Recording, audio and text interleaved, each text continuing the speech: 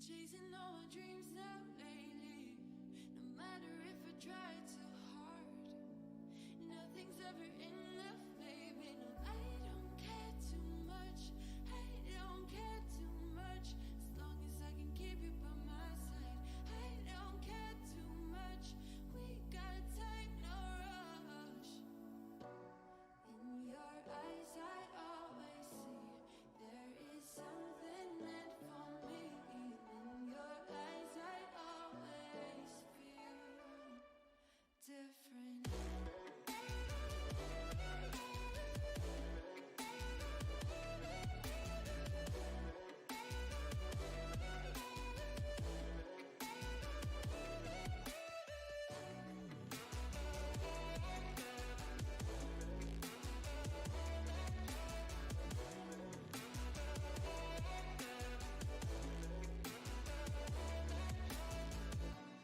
Tell me everything's alright. Life is just a bunch of faces, and if it's not, we'll still be fine. I know we're going places. I don't care too much. I don't care too much. As long as I can keep you by my side. I don't care too much. We got time, no rush. In your eyes, I always see there is something meant for me. In your eyes, I always feel different. In your eyes, I always see there is something meant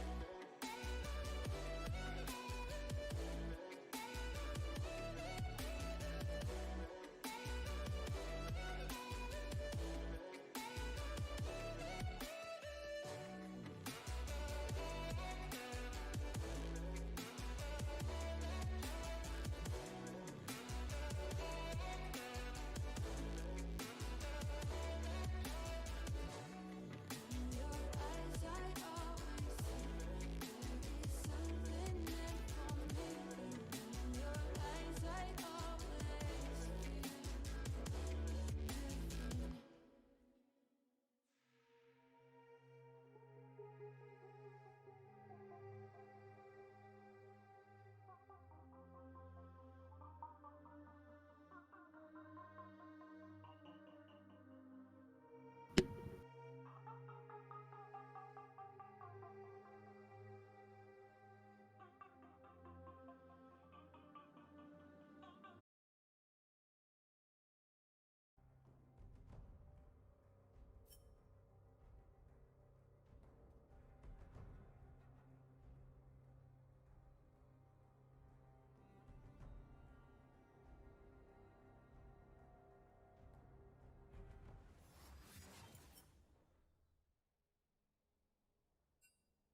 %, not too shabby for the first time. I like it a lot.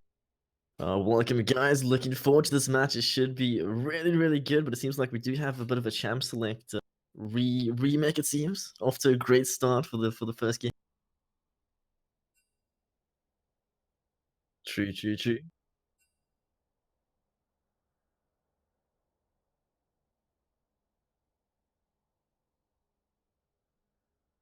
I've been looking forward to this all day, to be honest. I mean, it should be some high quality League of Legends, and I'm hoping for some Game 3 action. I mean, personally, I'd like this series to go on for as long as possible.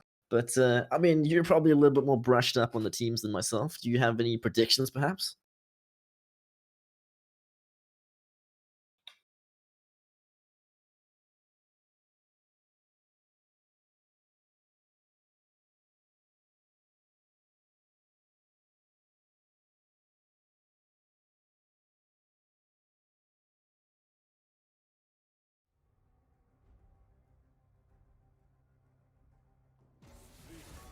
Spear will find your back.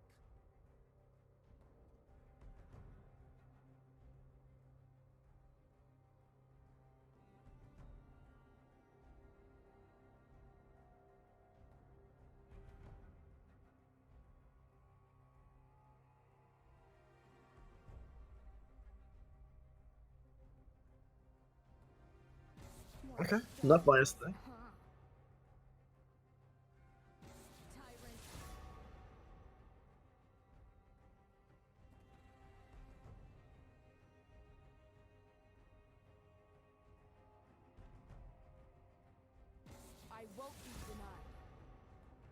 Fair enough, makes sense. I mean, especially with the new Rakan and Xayah skins that came out recently, looking super awesome. So fingers crossed we do get that Rakan pickup.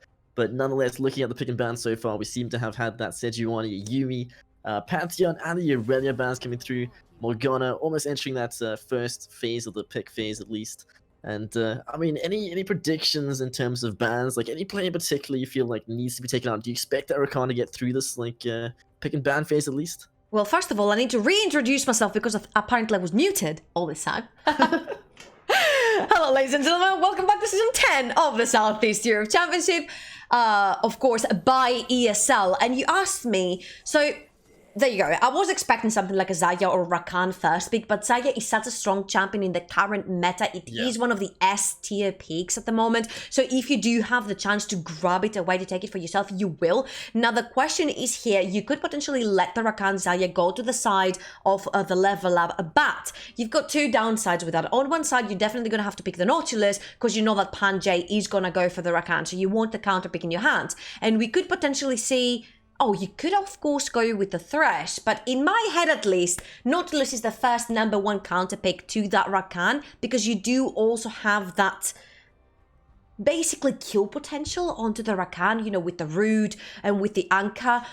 Now, knowing that, Gagai from the side of Resource is a very passive ADC, let's say. They're not very used to playing towards Gagai into the bot lane, at least the Gagai that I have seen so far in the teams that I have seen him so far. So I'm not really expecting for them to go ham in the bot lane of Resource, mostly to focus on Wooloo in the top lane and Zveronis in the mid. So I'm feeling like potentially a top side oriented team for Resource and a bot side oriented team for Level Up. 100%. But speaking of that Xayah Rakan combo, I mean, especially now with the double hail of blades that's sort of become the meta, the go-to sort of super cheesy, let's get ahead in the early game, the duo combination. So I'll be quite keen to see whether they do pick up that Rakan to lock out that bot lane for the side of blue at least, but the Thresh nonetheless quite decent. Honestly, I was kind of hoping for the Blitzcrank after the recent changes, adding that extra little bit of range this patch, so he's sort of in a bit of an interesting situation. As to whether that makes him back into the meta, I don't know quite yet. But the Aatrox and the Kiana lock-in so far. Amumu, like that's not that common of a jungler. What are your thoughts on the Amumu pick? My thoughts on the Amumu pick are, I'm smelling a placeholder here. Okay, no, fair enough. It's a very known placeholder, at least on the southeast side, to lock in Amumu for something that might have gone potentially wrong, and we're gonna remake later. The Rakan ban right here, I was expecting that straight away, but to be honest with you, I'm not sure why the Aatrox is such a prioritization here, or even the Kiana, unless they're expecting to put the Kiana into the jungle and they have something, you know, cooked up with Ryuzaki in the jungle or with the likes of Kiana. Right here, I would like to see Panjay on that Rakan, especially since you've locked in the Xayah for your side as well. Everything can go well. Now, what I'm seeing here is a Thresh Bard lock-in, and I'm either going crazy, or that's a double support bot lane, or something has happened in this meta that I haven't seen yet, because most of the leagues are inactive right now, and I cannot figure out what's gonna be happening with the new patch. Yeah, no, fair enough, 100%. I mean, the Bard Thresh, I'll be honest, I'm completely clueless on that one as well, so I feel like maybe there's gonna be a reshuffle, but Bard jungle perhaps becoming a thing. I highly doubt it though. But just touching back on that Aatrox topic, I believe he was slightly buffed this patch due to the fact that Riot found that they over nerfed him. So hopefully that's enough for him to become that top meta again. Can you ever over nerf Aatrox? True. I personally don't think he was over nerfed. They gave him a little bit of his wave clear back with the damage on his Q being a little bit buffed towards the minions only. Now, what Warrior Lady or Wooloo is known for is these split pushes in the top lane, such as the Fiora. Locks it in instantly, doesn't care what he's gonna be playing against. Fiora, who has been increasingly buffed, especially on that split push potential, does a lot more damage to these towers right now, is one of these big threats, and I feel like that split push strategy is slowly but surely creeping back into the meta, especially with all these AD junglers coming back, as the Kindred, the Kiana, the Graves got a little bit of a buff as well, so we could potentially be seeing that 1-3-1 that we've been seeing a couple of seasons ago being so successful, but this time time potentially without even the TPs. So if you have something like the likes of Fiora, you could lock it down with the Ignite and you could go to what we say a win straight through top lane, if you will. So we do have that remake coming through, but like you mentioned with the Fiora, I believe they've changed it so her Q can now proc on turrets and her second E potentially can crit on turrets. So that's a very, very big change when it comes to the whole split push thought process. But the Rise lock-in once again, super nice pickup. I like that champion. I feel like he's very, very good at the moment, and especially with that championship Rise that I believe is coming through on the way. But unfortunately, I believe we'll have to remake the lobby. So your predictions were that the Bard was going to be replaced as well as the Amumu? We don't have any info yet if that is a placeholder, or if these are the actual picks. I'm really eager to know, to be honest. That's what I'm waiting for. And I'm like on top of my phone, I'm like, give me info. What's going on? Are we going to see a Bard Thresh bot lane? What's happening here? But I did have my eye on first on the level up esports team, because they do lock in that Xayah, they do have the Nautilus, they have the Kiana in the jungle, you know, they want to fight through that jungle. Xayah is very good at doing that, Nautilus the same, Kiana of course, she can create any wall she wants into her special weapon. As we're gonna go straight back into picks and bans, yet again, you guys are mostly gonna see the same things as we saw before, and we're of course gonna get the we're gonna get to see here if the Bard Thresh is indeed down that bot lane. All in all though, I had my eyes first on the level up, but then when I saw Wooloo lock in that Fiora, I start being very skeptical. Here comes the Kai'Sa as well. I was expecting the Nautilus Kai'Sa there. It is going to be the Thresh Kai'Sa. Nevertheless, I'm expecting a very, very passive bot lane from Pisos and a very aggressive from the side of the level up, because they do have Panjay. And I keep on saying about Panjay over and over again, because I have seen him in action and he's incredibly aggressive on that 2v2. 100% the player to watch out for, if you will, but it looks like we will have that Jarvan locked in. So no Amumu tonight, unfortunately. I mean, I was looking forward to some banish tosses, but nonetheless, unfortunately, will be moved out. Otherwise, the Akali lock-in, super good. I believe Ryze is played as a counter to Akali, if I'm not mistaken. So I don't find the new Ryze a big upset versus the Assassins. I do find him a big boulder and a big rock later in the game versus the Assassins, because he just doesn't die very fast, and he does have that little time and window where he's gonna pop the Seraphs, he's gonna pop the Hourglass, where the Assassin's gonna use everything they have to try and kill the Ryze, to try and get there, and it's just not gonna be enough. And after you've run out of everything, you've run out of energy, you've run out of ultimates on Akali, you've run out of your Shroud, you're pretty much susceptible to dying to anything that the side of Pisos has to throw to you. Now, my only concern here is, are they going to be able to stop the Fiora from split pushing? And that reply will have to come from Ryuzaki being able to get his top laner ahead and stop Wooloo before he creates a big diversion through his top lane. I mean, looking at the Aatrox, assuming he is top lane and Akali mid, I mean, he's opted to go for the Ignite, which is super aggressive. Wants to be able to stomp that lane, not let Fiora get to the point where he could potentially snowball, like you said, and just become this split push pressure. So definitely wants to be playing that one aggressive, perhaps Kiana looking to play towards that top side and keep Fiora down out of this game. But I mean, if you win the job in this match, what do you think your thought process would be? Like, which lane do you focus on exactly? How do you go into this game with the clear-cut strategy to take the big win on the first game? I mean, with Jarvan, you're pretty versatile to wherever you actually want to go, but mostly you want to go somewhere where there is more lockdown for you. So what I'm looking right here is going to be that Ryze lane, that one-click lockdown that he has with his cage is going to be exactly what you need to either pull a flash out of the Akali or flag and drag and get the kill straight away. Pressure the Akali to fall further behind, pressure the Aatrox so your Fiora can have a little bit more space. This is why I said that Pisos, I feel, is going to play around these solo laners, because you do have what it takes. They are going to play that 1-3-1. You have the Ryze on the side lane, you're going to have the Fiora later on the side lane, and a Thresh Kai'Sa and Jarvan can play pretty safe and not be so susceptible to dives if they play as 3 in the mid lane.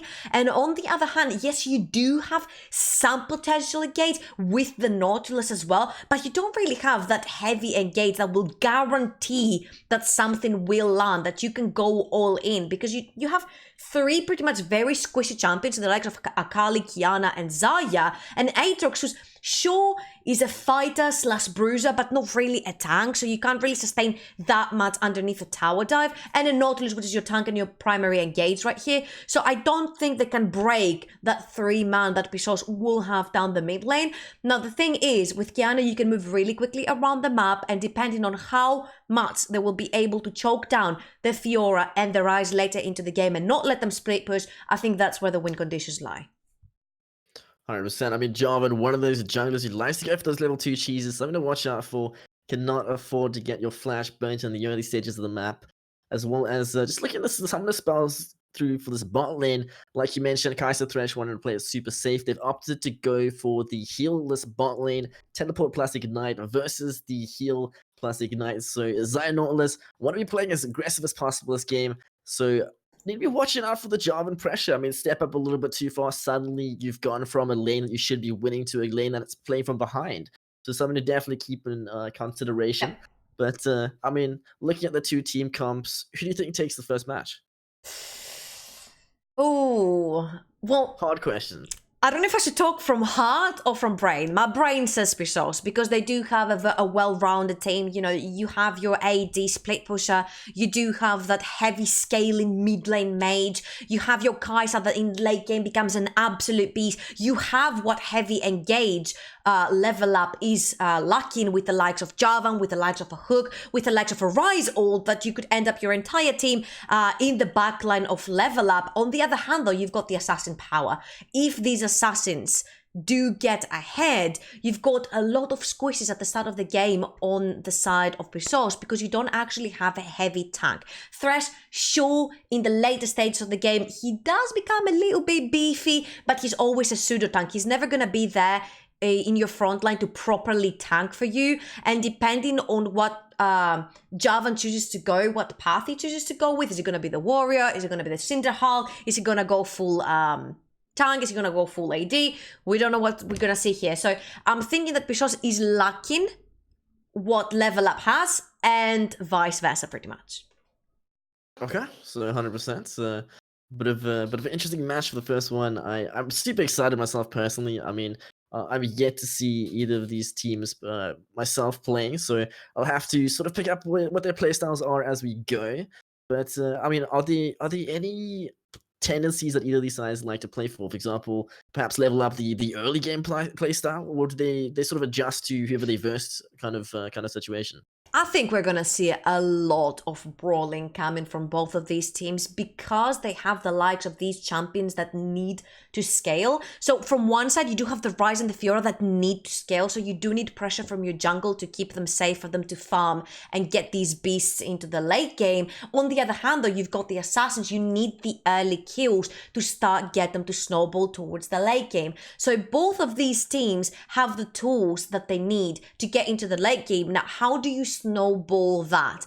So from one side, you do have the Jarvan that it is so easy to pretty much go from lane to lane to lane to lane, take it from bot to top, or top to bottom, however you want. You can literally go through every single lane and start grabbing summoners. You've got the Thresh down there, you've got the Flag and Drag, you've got the Cage in the mid lane from the Ryze. You have the tools to lock down members of level up, and you know, potentially get a summoner or even get a kill and start snowballing from there. On the other hand, though, you do have a Kiana that will potentially try to get that level 6 super quickly and then start invading, start being able to get into the jungle and threaten with the ultimate. Same as Akali, you want to be able to pressure out the lane and go together with the Kiana into this invades, be that pressure that the entire of the team needs, so the split pushes from Pisos don't feel safe enough to do their work. I mean, the Kiana, like you mentioned, wants to be going super aggressive with the Akali, sort of like the Zen of the jungle, if you would. Needs to snowball, has a tendency to sort of fall off towards the later stages, assuming you don't get a lead. So somebody to be watching out for. I mean, loading into the game, it should be an awesome game. I'm looking forward to it. Thresh and Kais on the bot side versus that Xayah plus Nautilus jungle will be the Kiana and Jarvan matchup. Rise versus the Akali and Aatrox versus Fiora on the top side of the match. But it nonetheless will be a high quality game of League of Legends, and I'm looking forward to it.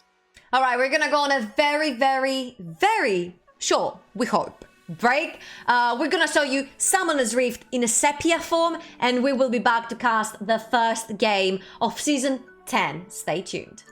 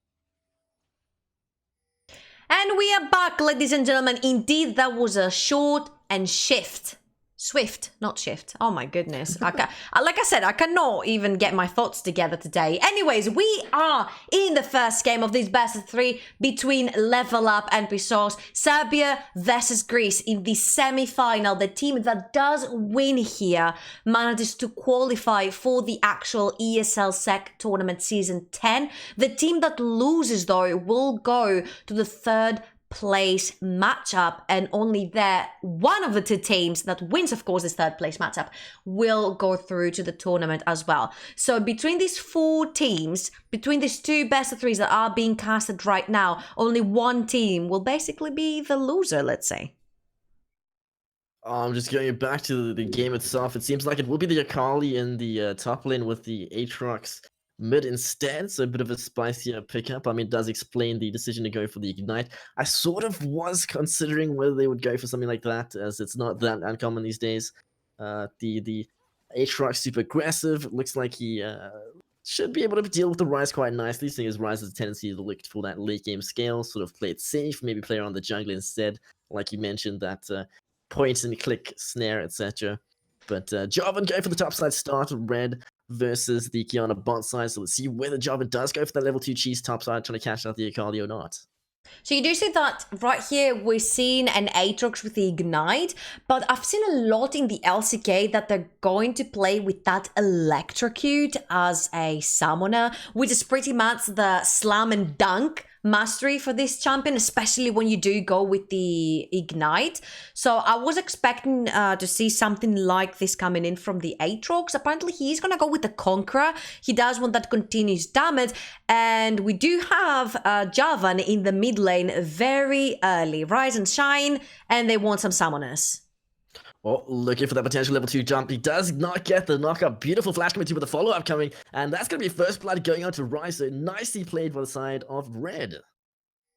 And here is exactly what we said, that Destiny is going to be able to grab the first kill for his team. He's going to hand it over to Sveronis. And this is what we said. Which one of the 2 teams is going to be able to make the composition work? On one side, you have to keep your laners safe because they're scaling towards the late game. You have to make sure everything's wooded around them. There is vision. The Kiana can never get anywhere near them, and you have to make sure that Wooloo and Sveronis on the other side of the map are safe enough. But the solo kill coming in from Ryuzaki finds Destiny in the jungle and dispatches of him. That's incredibly cheeky. I mean, knowing that Jarvan had burnt the flash, invested to get that mid lane Rise kill, means he can quite easily just walk into the enemy side jungle and just take him out. No flash, allowed, so that is going to be THC's flash down himself, so you wouldn't have it for the next gank attempt. But honestly, I'm not surprised Jarvan opted to go for that mid-level level 2, seeing as Aatrox not the easiest of champions to escape with. Doesn't really have the great... Oh, hold that thought there, a bit of a trade in the top side. Simon with the flash out, super low the turret. Gonna be doing a little bit of damage. Looks like it will be that 1-for-1 trade in the top side, so 17 to 18 CS. Pretty even so far. And for all the Greek viewers, are you not already entertained by Wooloo in the top lane? If he wants the kill, he gets the kill. And he is on his main champion. Countless games onto that Fiora. He is known for that Fiora. He's known for his split push. And is he making it work so far? It is going to be, as you said, though, a trade 1-for-1. And it's nothing to be that happy for, because donating a kill over to the Akali as well is nothing, like I said before, to be happy for, because this is an assassin. It's gonna start snowballing when that Akali gets out of the lane and into fog of war, especially when you do have the Kiana in your kit as well as the level up team does. Then you're gonna have to start being careful right here, because you're gonna suddenly have two assassins, not just the Kiana but also the Akali, chasing Destiny into his own jungle. And as you can see here, Ryuzaki is already up top. Yeah, so a little bit of farming enemy jungle, some shopping, if you will. Blue side, see the way those Krugs versus the Java League for the gank of the bot side of the map, actually. And top side, like you mentioned, looks like Kai'Sa picked up the kill on Xayah, so that's going to be the AD carry getting that first kill for himself. So, like we mentioned before, need to be careful with that early aggression, seeing as it can quite easily get caught out if you do play it too far ahead, and that's exactly what happened.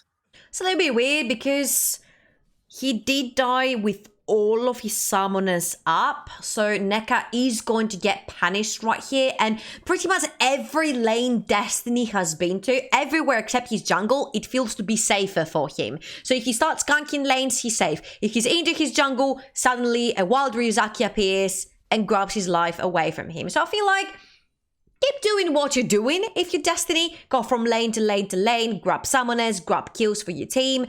And he has them on really valuable members that will scale uncontrollably into the late game, the Ryze and the Kai'Sa, both hypercars of their own form. Ooh. Very aggressive attempt to the mid side. Unfortunately, no kill allowed, but they did get the summoner, so gank effective, yes. I'll see if we will get a repeat gank. Meanwhile, top side, bit of a trade. Needs to be careful as red side wave pretty massive. So using the Shroud quite nicely in that situation. All right. And you do see there is already a CS discrepancy starting to form in the top lane. Wooloo is almost 10 CS ahead. We also have bot lane and mid lane being ahead in CS, although mid lane wave has not really crashed into the Aatrox yet, so I'm expecting it for it to be a little bit more even. And I just want to see what will happen when that Kiana reaches level 6. He's already one level ahead of Destiny, level 5 on Ryuzaki and level 4 onto Destiny 5 just now. So there is that difference a little bit there onto the experience that Ryuzaki holds onto his hands right now. And it could be the make or break when he hits 6 and Destiny does not have it yet. So let's see where he's gonna choose to go toward, or if he's gonna choose again to get his laners to push, get that Aatrox to shove in the wave like he's doing right now, get that Akali in the top set to shove in like she's doing as well right now, and try to choke Destiny into his own jungle together with your Bruiser and your Assassin top laner. So I want to take note of the Kai'Sa decision to go for the double pickaxe. Super interesting. Not that common, at least from what I've seen. But I mean, top side, like you mentioned, that was farm pretty even in the stage. We're gonna be crashing into Fiora though. Both the junglers, bot side of the map. It looks like they may just be a brawl breaking out the next few seconds. But it's gonna be playing a little bit safe, I guess. I mean, it looks like Jarvan already been 1v1'd quite easily. So he's a little bit worried, a little bit scared to take that 1v1 trade. Oh, beautiful hook coming through. Looks like he will be checked out a half. Meanwhile, Kai'Sa, Nautilus stuck on the wrong side of the wall. What are you doing? Ryze is coming! Breaking out. Burger Flipper picking up the first kill onto Vega. It looks like the threshold coming through, pulling out through the wall actually. Beautiful little missile. Unfortunately, not quite gonna get enough damage. Aatrox looking a little bit aggressive. Looks like they may just be caught out. The choke is here. The 4-man siege continues. The root gonna be there. The knock out the flash burn. That's gonna be 2 kills already going over and neutralizing the kills. 4-4. Wow, that was actually a 1-for-0 for the side of Pisos. And then the Xayah gets pinted against the wall, has nowhere to go, and Aatrox comes in huge. They managed to pick up 2 for themselves and make it a 2-for-1 onto their advantage this time. A brawl of a fight that we didn't know how it was going to end went towards the side of Pisos first, and then they tried to overchase and overzealous movement right there, trying to take more than they can chew. Yeah, very, very interesting place to take a team fight this early in the game. Still laning phase, but just want to note the fact that Thresh actually managed to pull somebody through the wall. Not an interaction you see that often in League of Legends, to be honest, but very, very cool if I do say myself. Okay, I just got an info here. Is Lotus in the jungle? Ryuzaki is going to be the sub for the team if needed to be used. So he's doing fantastic for his team yet. I could actually believe it would be Ryuzaki because he's playing that very calculated, aggressive style as well. They kind of match as players. So it is indeed Lotus in the jungle for the side of Level Up, and the Kiana is right there again. And if you see right now, the scale has kind of tipped for the side of the Level Up in terms of CSing. The Akali has caught up. The Kiana is even more ahead right now. You do have that level, that experience, advantage as well. And now Destiny is waiting for something. The bot lane has the solo kill. Okay, we saw him playing super aggressive, but it looks like he may just go down as the trade. Rise looking for that little bit of damage. Surely not. Not quite there. Akali lands. Oh, that's close, but no cigar. You mean on bot side, bit of a trade coming through. Nautilus getting a beautiful lockdown. The damage not quite going to be there. The box supply with the flash burnt in, and Kai'Sa not going to be able to keep his AD carry or his support rather alive. No heal available. Opts to go for that teleport ignite bot side. Meanwhile, Fiora looking for that lane swap, trying to control the mid wave, catch that wave. They have put Rise top lane, so sort of just trying to even out on the CS. That is one, and second, I was not expecting. It is a skill matchup to see the Akali versus the Fiora. So seeing the 1v1 coming through for the side of Level Up must be a huge sigh of relief, and we could potentially, I was about to say, we could potentially see the swap right here getting the Fiora versus the Aatrox, but I don't think that is something that the Rise would want to play towards right now. He's got all his mana items batched up, so if he does go against the Akali, there is the potential for a shutdown there onto the Rise as well, and you definitely want your Fiora to be on the side lane from the first few minutes of the game. You need to be able to pressure in the wave, you need to be able to pressure in the advantage. On the other hand though, great trade up right there for Destiny, grabs the Rift Herald, and let's see where he's gonna choose to go and pop Shelly. 11 minutes and 30 seconds into the game. He does have a long time until that 14-minute mark where the tire plating is disappearing, and I'm expecting to feed it into one of his solo laners. 100%. I mean, just sitting out for now, looking for the right opportunity. Such a back and forth top lane so far. We had Fiora diving Akali first, then Akali diving Fiora. So clearly both players looking to try to become that solo laner who carries the rest of the team in their back. They want to get that lead, they want to push it, but nonetheless, a very, very back and forth match. Like you said before, it is gonna be kills and kills and kills. Everybody looking to play as aggressive as possible. Oh yeah. And we'll have a bit of a trade on the top side though. Here we go. All right, well look. Popping the ulti. Yeah, that's a bit of a misplay. I'm not sure if it was a misplay. I think it was something to kind of try and fend off that very angry and dangerous Akali. You know, popping the ultimate, you do have the chance right there to lifesteal back a lot of your HP.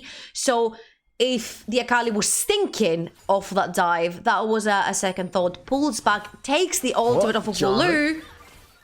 Flag and drag, little bit of a trade. The Cataclysm is going to be the bit of lockdown. So much damage. The crit. That's going to be the first kill onto Aatrox. Looking to pick up the Rise.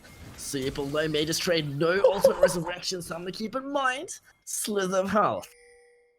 Hey, I mean, Sliver of Health is still health, and Aatrox gets away. They're grabbing another kill, and that Javan, oh boy. Rise in a lot of Rise, trouble. what are you doing? Akali with the cheeky brain, but it looks like he may just be able to ult out of this one. Walks back in and he does get away. Unfortunately, Akali misplaying that a little bit, but the threat of the Akali brain coming in clutch, forcing that flash out of Rise, and nonetheless a worthwhile investment in my opinion.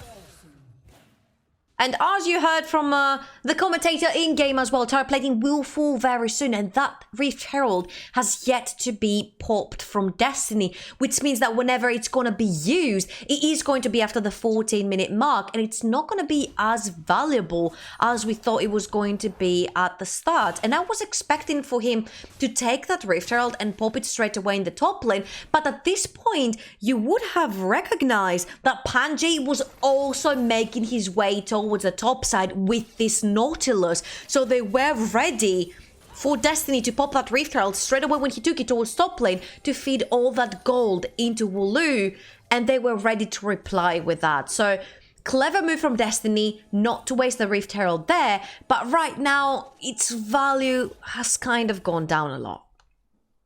I mean, especially seeing as it takes such a long time to sort of pick up the camp itself. I mean, it's not a quick one. You're investing a lot of time out of the rest of the jungle to sort of pick up that objective, to not get that extra plate gold.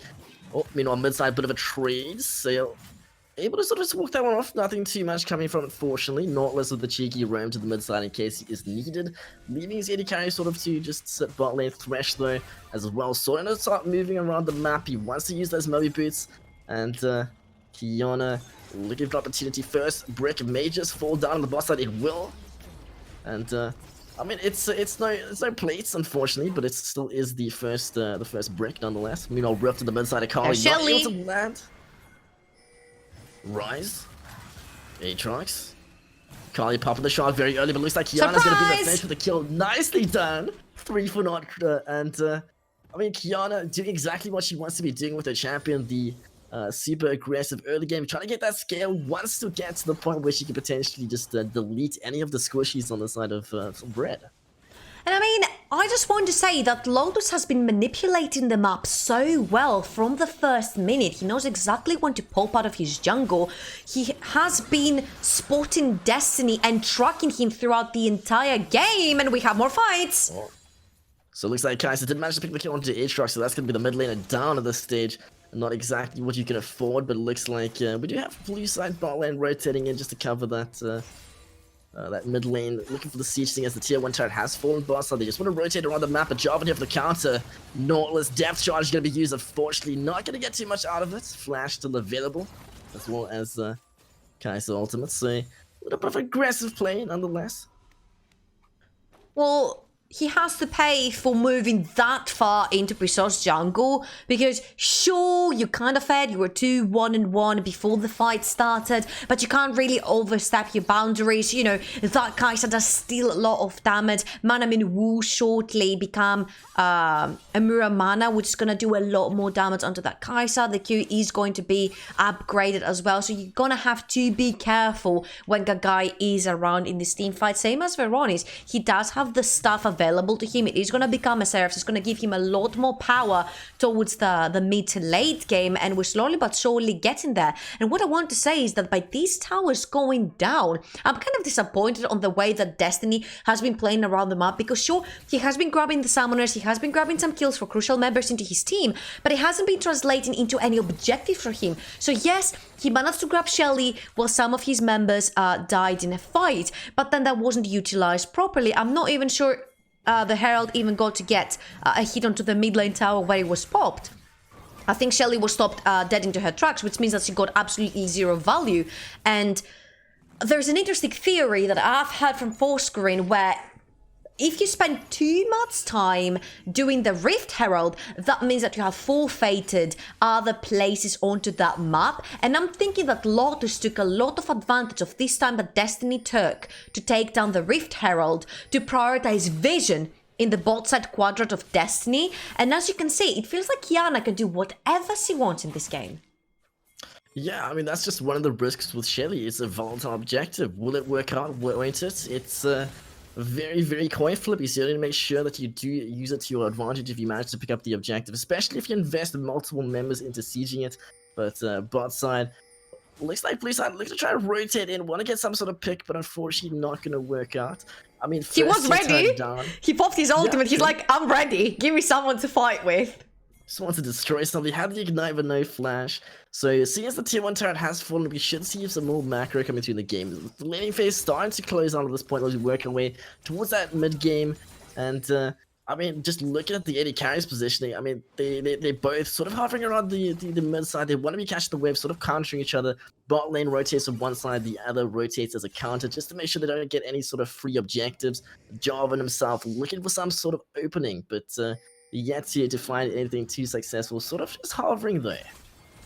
I mean, that's what you kind of have to do. You need to find, like you said, that opening. You cannot making any reckless decisions and acting upon them. And right now, sort of, the plan is going to start coming online for Resource. They're slowly but surely getting to that mid-game mark, that the 20-minute mark is. You have already distributed your side laners onto their own side lanes, respectively. The Ryze is down the bot lane. Wooloo is going to remain staying into that top side, and he can actually start taking the fights versus the Akali. He has the more wave clear with his Hydra as well, same as the Ryze, loads of wave clear. He has the Seraphs completed, which means that if a one-on-one is meant to break between him and the very fed Aatrox, he can actually take it and stay alive while putting some pain back himself. Now, the main issue right here is that there is more reliable engage on the side of Resource on that 1-3-1. So if the fight is meant to break, I feel like on this time that the teleports will take to come in, Resource will be able to grab a kill with that 3-man stack that they will have in the mid lane, the Jarvan, Kai'Sa and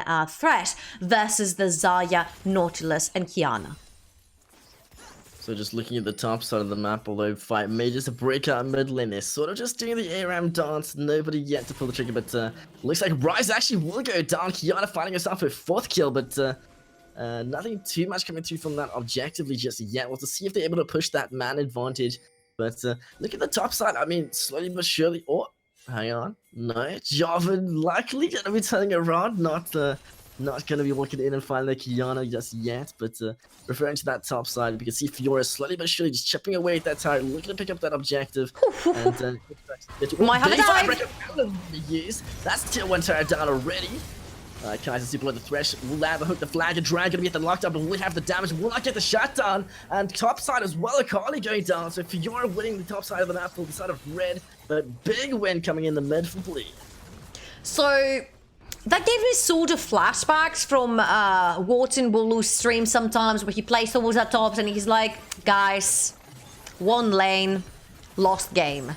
This is kind of what this reminds me of right now, because he is winning his lane right now. He is able to pull out that 1v1 versus the Akali. He's stopping her from joining the fights for level up, and he's really strong right now, so he can literally 100-0 guy in no time, but she's not needed there. All she needs to do is create a diversion so Wooloo does not join the fights for Resource, which is much more needed right now than Akali joining the fights themselves, because you do see that the rest of Resource are struggling a lot, especially against that Kiana. The ultimates that Lotus has been getting are amazing, and it seems like Resource right now have absolutely no reply, and it's not like the split pushing is giving them anything major so far. That is the first tower that's dropping for them 21 minutes in.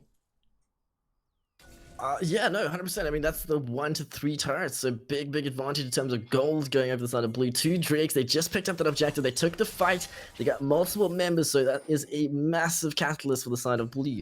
Will they be able to potentially snowball that lead into the victory? We'll have to see. But I mean, in your opinion, just looking at the sides, do you feel like the match is definitely going in favor of one of the sides, or do you feel like it's still anybody's game?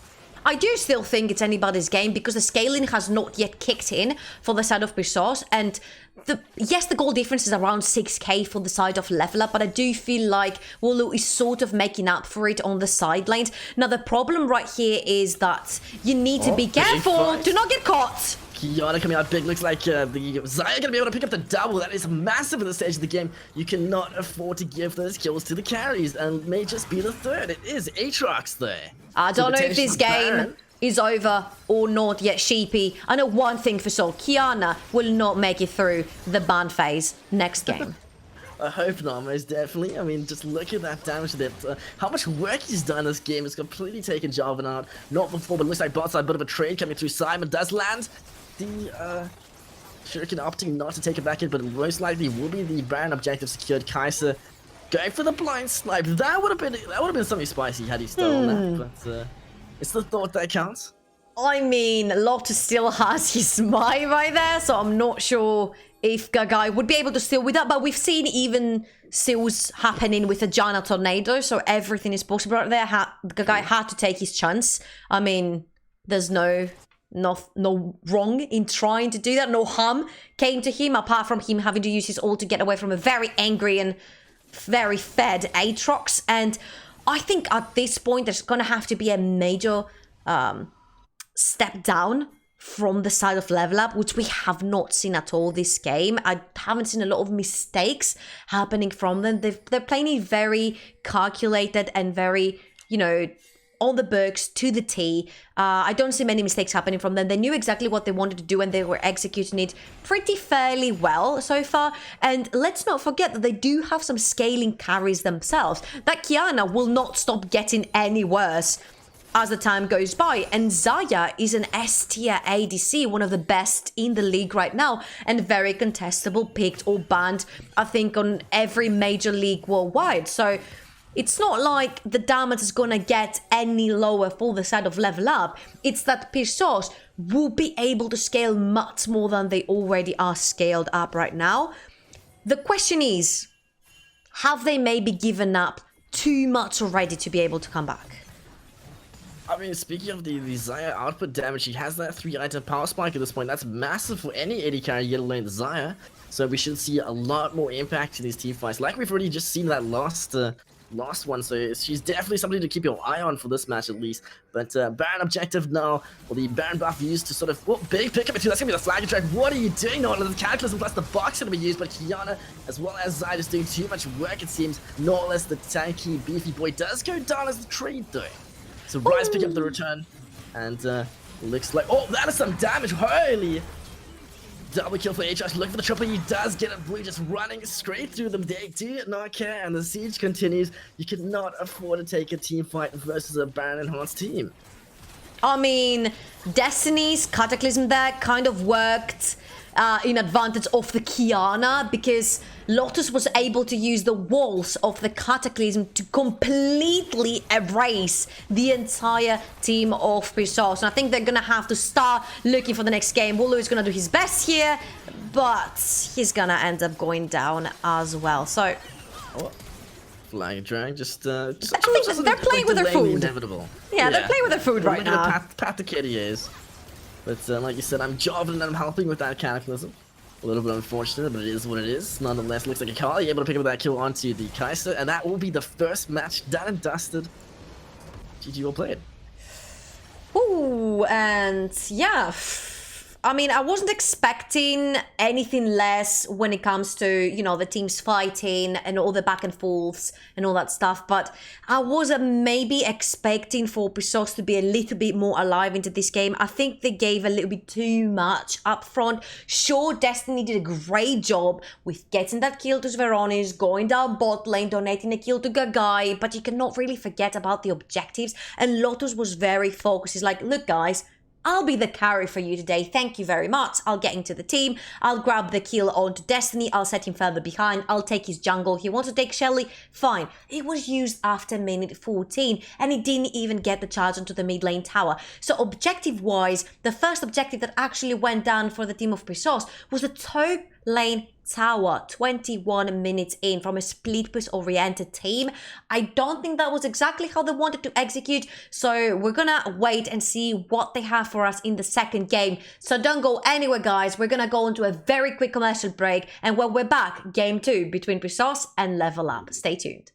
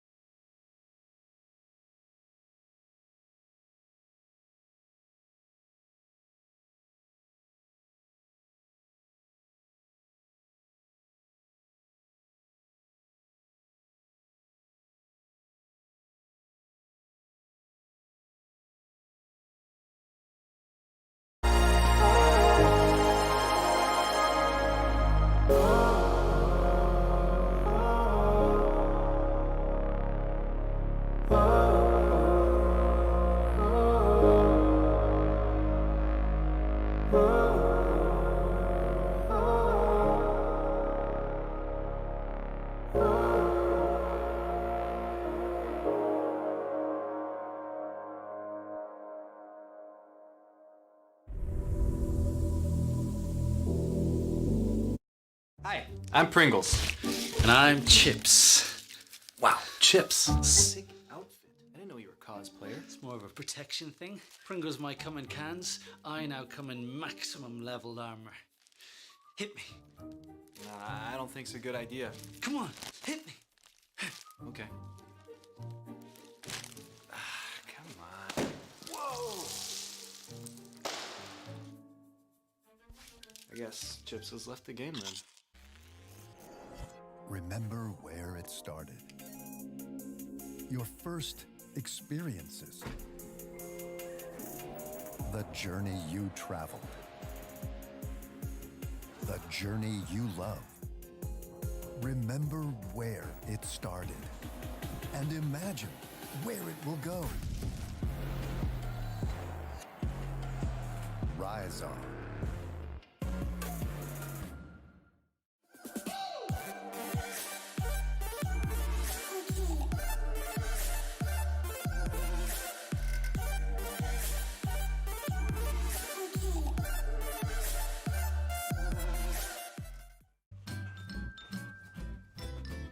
You ready? Huh?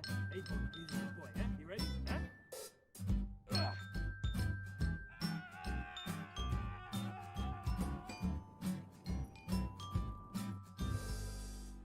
Start your esports career now at play.eslgaming.com.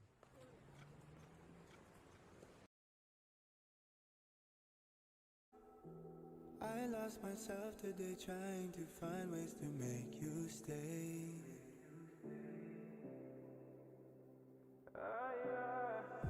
Sarah, I want to go away, close my eyes, never wake up again.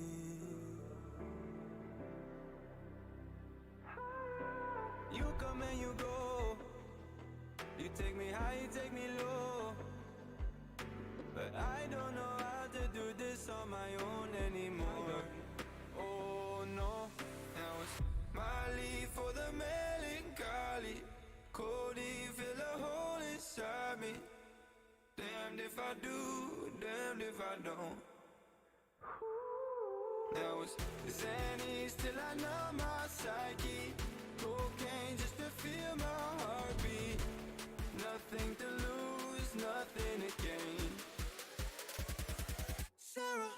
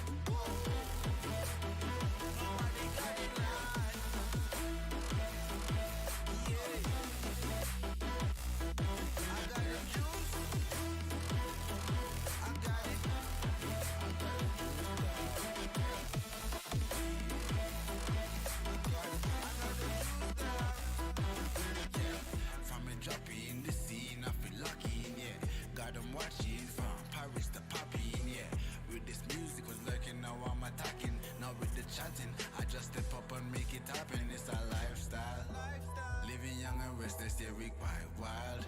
If I want it, I'ma get it talking right now. And I ain't got no regrets, it's my time now. Lights out when you see us talking moves. You don't know that's the topic. And if you talking juice, well then you know I got it. Nobody got it like me.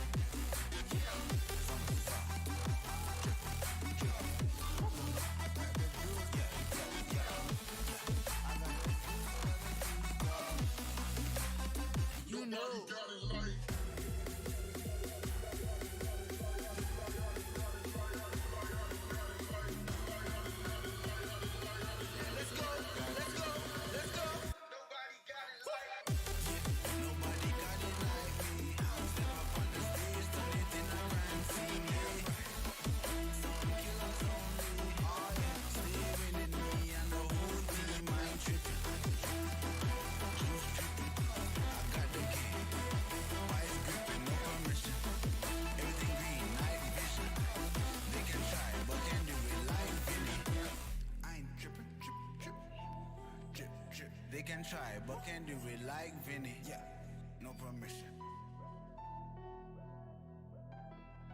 I got it.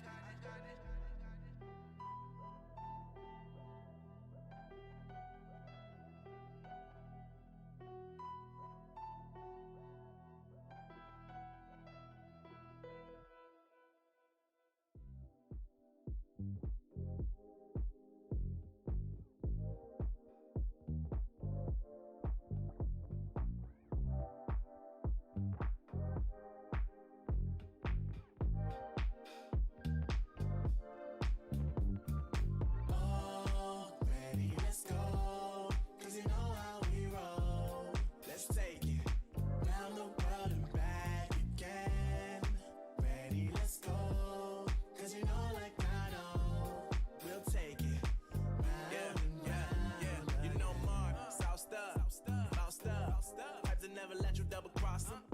Moving through the city like it's Gotham. They told me get one, so I got one. Stop saying you're a boss when you now one. You ain't sacrificed, nah, you ain't lost none.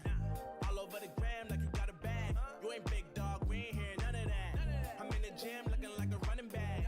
And you know the flow, got him coming back. Who I was in the past, I'm unattached. Only focus in this moment is bringing the summer back. Oh, respect my grind, elevate souls and I spread good vibes. Young divine, you know I gotta shine. Raise your hands for a good time. Aight. Vibe until the morning.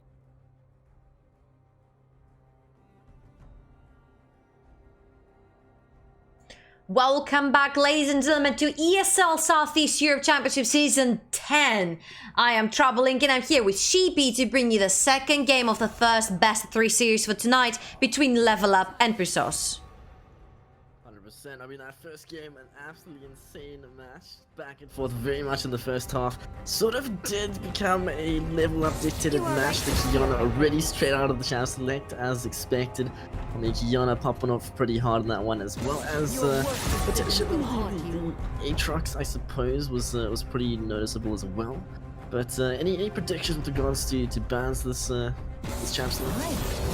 Well, we see here that they have chosen to go for the same sides again. So Level Up on the blue side and then Brisos on the red. They have chosen to ban out the Zarya and the Kiana, and the Lucian is gonna get locked in this time for the side of Level Up. And I'm expecting something like a Lucian Braum. Morgana has already been banned out, and it worked out pretty well for the bot lane of Level Up. We said that Panjay plays more of the aggressive style, that they want to be taking the 2v2s on the other side. Brisos bot lane doesn't really want to be taking these 2v2s. Gaga is more of a slow going ADC. He likes taking his time, he likes farming and then coming as a beast into the mid to late game. So I want to see how they're going to choose to play versus that Lucian and presumably the Braum as well. Sejuani has been locked into very, very nice, good comfort, good safe pickup. It's sort of like the Braum of the jungle, if you will.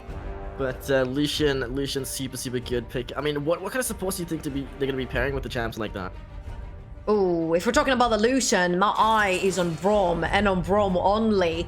I want to see that happening. Rakan could be another one that would suit very much the playstyle of Panjay that wants to have this 100% hit ratio engages, these hard engaged champions, such as the Braum, such as the Rakan as well. Silas gonna get locked in though for the sort of level up, and it could be going literally everywhere, mid, top or jungle. My eyes could potentially be going through towards the mid lane. But saying that, we've got the Aatrox as well, and that was played mid lane last game. Yeah, I mean, Silas, like you mentioned, very, very flexible pick at the moment. Generally picked in the jungle as a means to take it away from the enemy side. They don't want them to play it mid potentially. Ooh. But that's a Yasuo. Okay. And that's absolutely fantastic as a composition. When you've got the Sejuani and the Yasuo, that's 100% engaged for the Yasuo. Yes. You get the level 6 onto your mid laner. Your Sejuani does not even need that. Just a flash knockup is all that Sveronis will need with that Yasuo to go all in. Presumably, of course, if the Yasuo is going in the hands of the mid laner. So we can assume the Amumu once again is a placeholder. Unfortunately, no banished task today. But I mean, the Yasuo has a tendency to either hard stomp or hard feed. So do you have any predictions as to which way this Yasuo is going to be going? Hey, if that was solo queue, I would say hard feed. But since it is a professional game, we do tend to see that in more professional games, the Yasuos are usually the more top-notch style Yasuos we're used to seeing on the enemy team when we're playing solo queue. So I will say that this is a top-notch Yasuo play as well, whether it is going to be in the hands of Sveronis or Wooloo. Most likely, if I had to bet, if I had to put my pouch of money on someone playing the Yasuo, it would be Sveronis in the mid lane. Okay, no, fair enough, fair enough. I mean, you could say it's a bit of a burger flip if you want. 50-50, the Yasuo will work, won't it? But that's a Draven. Wait, okay, got guy on Draven? Okay. Alright. So a super aggressive bot lane started becoming through for the draft, it seems. They dropped the first match, they're going to come back, swing. They're not going to play any less aggressive. They want to sort of just take it back and go to that game number 3. But there's that Rakan that we've been mentioning the entire series so far. So finally making it onto the Summoner's Rift. And let's see what the last 2 pickups are to run out these comps. I'm really surprised that the Rakan here slipped through the cracks, and I want to see what kind of support they're going to pair with the Draven. Extremely immobile ADC. I would be expecting something like the Tahm Kench or even the Thresh to come through yet again, but you definitely don't want to be pairing a Draven with a Tahm Kench. You want something a little bit more aggressive, something that could potentially give you some kills into the lane. I think the Karma will potentially go wherever one of the 2 melee bruisers choose to go. So wherever you put the Karma, whether it's mid lane or top lane, it's gonna do fantastic because it does in general really good versus any melee champion you put the Karma against.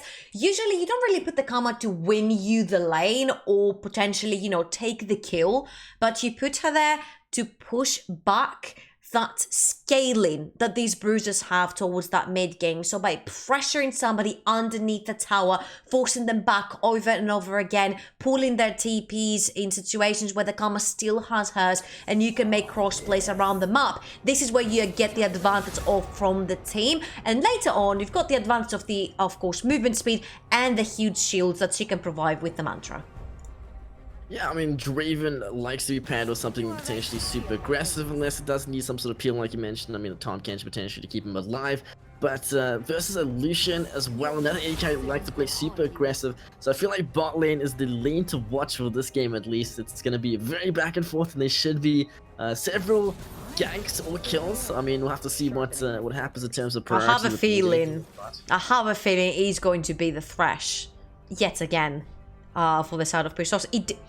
I wasn't really blown away by the performance of the Thresh in the previous game, but you know, we all can have bad games, and I think it fits the composition a little bit more, especially since you have the Draven in as well. You want to be able to feed your kills into that champion. Now, what really makes me think here is the fact that you have the Sejuani, which pairs fantastically with your Yasuo, You've got the Karma on split push duty onto the top side, trying to stop potentially any bruiser that goes against her, whether it is the Renekton or it is the Aatrox. So your Sejuani will most likely play towards that bot side, and you've got to make sure that you don't leave the Draven lane unattended. They picked the Braum away from the Lucian Braum composition. That's why Panjay chose to lock in the Rakan. Something that I'm not so sure about, but Glacier comp confirmed for the side of Pisos. Yeah. Both the Braum and the Sejuani. About to make that TFT reference. Damn, stealing it. The double glacial comp coming through. But, I mean, Draven and Braum can play super aggressive. Just need some sort of window to let Braum punish potentially Rakan or Lucian. If he can get on top of you for free, it should be easy access for Draven. Especially post level 6, that Braum ultimate working quite nicely with the Yasuo, that synergy combo, not only with the Sejuani. So very, very nice pickup. Braum, one of, if not the safest supports when it comes to the bot lane. So they've got very, very safe / consistent jungle and support. So I'm liking the comp so far. But I mean, looking at the two team comps, in your opinion, who do you feel won the draft? Ooh. It's hard to say. I'm gonna go with Pisos this time. I do like the composition. I do like the fact that Wooloo is, is putting aside whatever he might want to play, such as the Fiora last game. Sure, he did fantastically on his part, but it felt like the team fell apart during the early to mid game without his presence there. So I do feel like by him pressuring further behind the top laner of a level up, he's going to be more useful towards the mid to late game when you force that TP out of the Renekton, which for now, he seems to be wanting to go with that Ignite. And something that I wanted to mention here is that if you do put that Aatrox into the top side, he's going to suffer much more than the Renekton. And I'm not sure if they're planning to make a swappity swap here and actually put... Let's see if they're choosing to put the top lane in the top lane, the Renekton or the Aatrox, because it would be a little bit weird to put the Aatrox with teleport in the mid side. So I'm thinking that the Aatrox is going to be going against that Karma in the top lane, and I feel like he is going to suffer quite a lot. Renekton has the sustain, he has the healing to be able to stay in lane even more than the Aatrox and withstand through all that poke bad times that you have to go through when you're playing versus the Karma. But Renekton is also really great against that Yasuo, and whatever poke you go through, you can heal it up, and the second Yasuo steps a little bit forward with his E, you stun him into place. That's where Sylas comes in, that's where you have kill potential in the mid lane, yet again for level up. It seems like these both sides don't really care for the AP mid laners so much. They play more towards the bruisers, your Renekton, your Aatrox. No likes of the Sindra or anything like that. I mean, hopefully Sylas does get some sort of lead this game, as he is the only real AP source in the terms of the side of level up. So I mean, otherwise the armor stack could become quite effective versus this comp, but nonetheless, it should be a good match for game number 2, guys, and we'll see you shortly, I believe. Well, don't go anywhere. You heard him. We will be back very shortly after a very quick break, and we're gonna find out if Pisos can actually make it 1-1 or they're gonna go straight for the 3rd place matchup. So we'll see you soon. Stay tuned.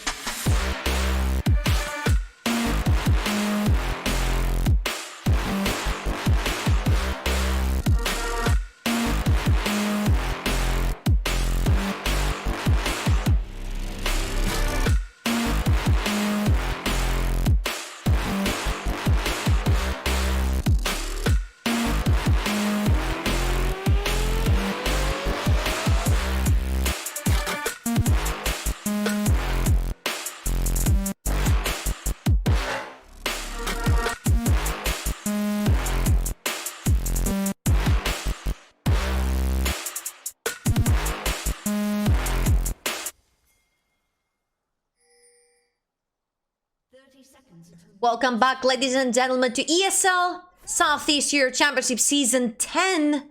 And Sheepy, we might be having a very cheeky invade coming out of Pistos. Not too precise, not too surprising rather. I mean, the Braum, one of the many supports that really likes to invade. They have the Sejuani as well, plus plenty of follow-ups, so it doesn't look like it's going to be too effective, unfortunately, as they had the counter blue side rotation towards the top side of the map, so just going for that cheeky invade, controlling vision, whatnot. We may just see that enemy side jungle start, but very surprised if they do opt to stay there, at least.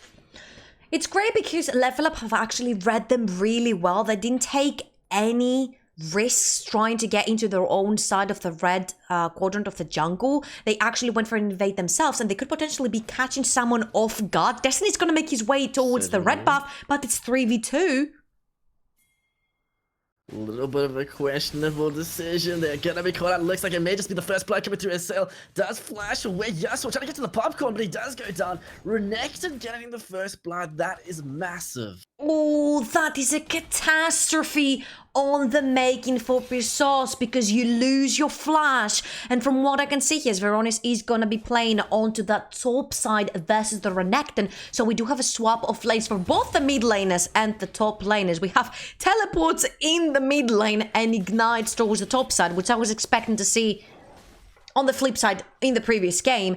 But nevertheless, Destiny's having a really rough start yet again, and not to mention that Lotus kind of run him over in the previous game, and here he's even got a head start. So we did see a bit of a back and forth there, players potentially communicating. Hang on, let's go for the lane swap instead. Renekton having that kill lead should allow him to snowball quite easily onto the Yasuo, but versus the Karma may just get poked down nonetheless. So opting to put the Renekton top lane, try to put him in a lane where he can snowball, and Aatrox potentially just going for that even mid versus the Karma, who tends to sort of fall off to an extent. And mind you, this is going to be a 3 buff start for Lotus and a 1 buff start for Destiny. He's going to be incredibly behind with his experience as well, because Lotus made sure, hold on a second. Cheeky knock up, but he does get the Braum passive. Lots of damage. Fight actually favoring red side in that trade. Welcome to the League of Draven, ladies and gentlemen, and as I was saying, he did take the Wraiths, both his own in the bot quadrant of the jungle, but also Destiny's as well, and they've got Wooloo too! He had to flash though in the mid lane, and that is another summoner yet coming out from Lotus.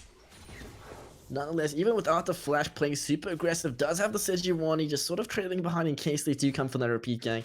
But Silas opting to go for the topside scuttle, does opt to smite it, perhaps looking to rotate into that topside dive, seeing as Yasuo does not have the flash available, but a little bit risky in my opinion. It is level 3 after all. They have spotted actually Lotus going for the golems right there. I don't know if they're actually going for the topside dive because they don't really have the wave, but Destiny must know that Lotus is there. He did cross through a ward on that tri-bush, and he is going to be heading back into his own jungle. Wooloo has been called to the rescue as well, but all in all, I just want to say that that experience discrepancy is going to start showing a little bit later into the game, when that Sejuani is going to be falling further and further behind, and you want to be the tank, you want to be the front line for your team, so you definitely don't want this to happen to you. It's a 3 buff start for Lotus right here, and the most important thing is that he took the Wraiths from both Destiny's jungle and his own, and that's a huge amount of experience that Destiny is going to be lacking. Let's see if they're gonna catch Wooloo out of position. Once again, very aggressive by Rakan. Trade is slightly better this time, not gonna get the Braum passive proccing too badly in the second attempt. So I mean, he's still trying to play aggressive, which is exactly what you want to be doing in this matchup. I mean, it's 2 very early game 80 carries, and I mean, sort of without the Zyrakan matchup. Are we going for a dive? Level 3 still. Silas on awards, they do know he is there. Heal not available, nor the flash, so only the Braum having his summoner up. But something to note, no teleport decided to be placed in the bot side for either teams for this game. Last one, it was a bit of a scale-up matchup. this time both teams identifying the fact that they want to play super aggressive, they want to take these trades and try snowball through the bot side. I mean, you definitely don't want to TP because Wooloo had already backed to the base. He had his TP available. One on the other side, the Aatrox doesn't. So you pull the trigger for this dive. Destiny is there with Sejuani, and Wooloo has the TP to get into the aid of his team. So that could backfire so quickly for the side of Level Up. They realized that very quickly though, and they decided to cancel that dive. Swapped back to the top lane, go the TP top laners, and it seems like this trade so far is benefiting Wooloo, who is sitting a good 10 CS ahead in his lane. So a bit of a Braum freeze attempt there, trying to hold the wave for Draven best that he can, but that's not allowed here, no free gold. Can't walk up like that, so a nice little cheeky stop of that attempt, but mid side. Very aggressive, looking to punish, he does miss the knockup, so Renekton can be playing super aggressive, wants to push that misplay. Level 6 on that Yasuo, and Sejuani does what she does best, providing the knockup for that mid laner. Caught by a ward right there, and you see that instantly when the Yasuo hits that level 6 mark, Panjay makes sure he's close to his mid laner to try and aid. Same for the other side. We do have the Braum heading towards that mid side. Both the supports though will slowly but surely make their way down that bot lane, because I have a feeling that on that 1v1 so far, the Lucian could very easily take that the Draven, a Draven who is summonerless, sitting all alone in lane at this point. So we do see this constant back and forth from red side, opting to switch the Karma and the Yasuo, sort of keeping them on their toes.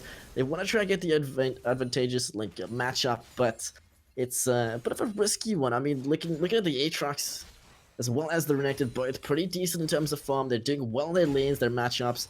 So will that 1 kill advantage in the top side for the Renekton at least be allowed to push into a further snowball, or will this constant changing or switching of the laners actually aid them sort of getting through this this position from behind to an extent?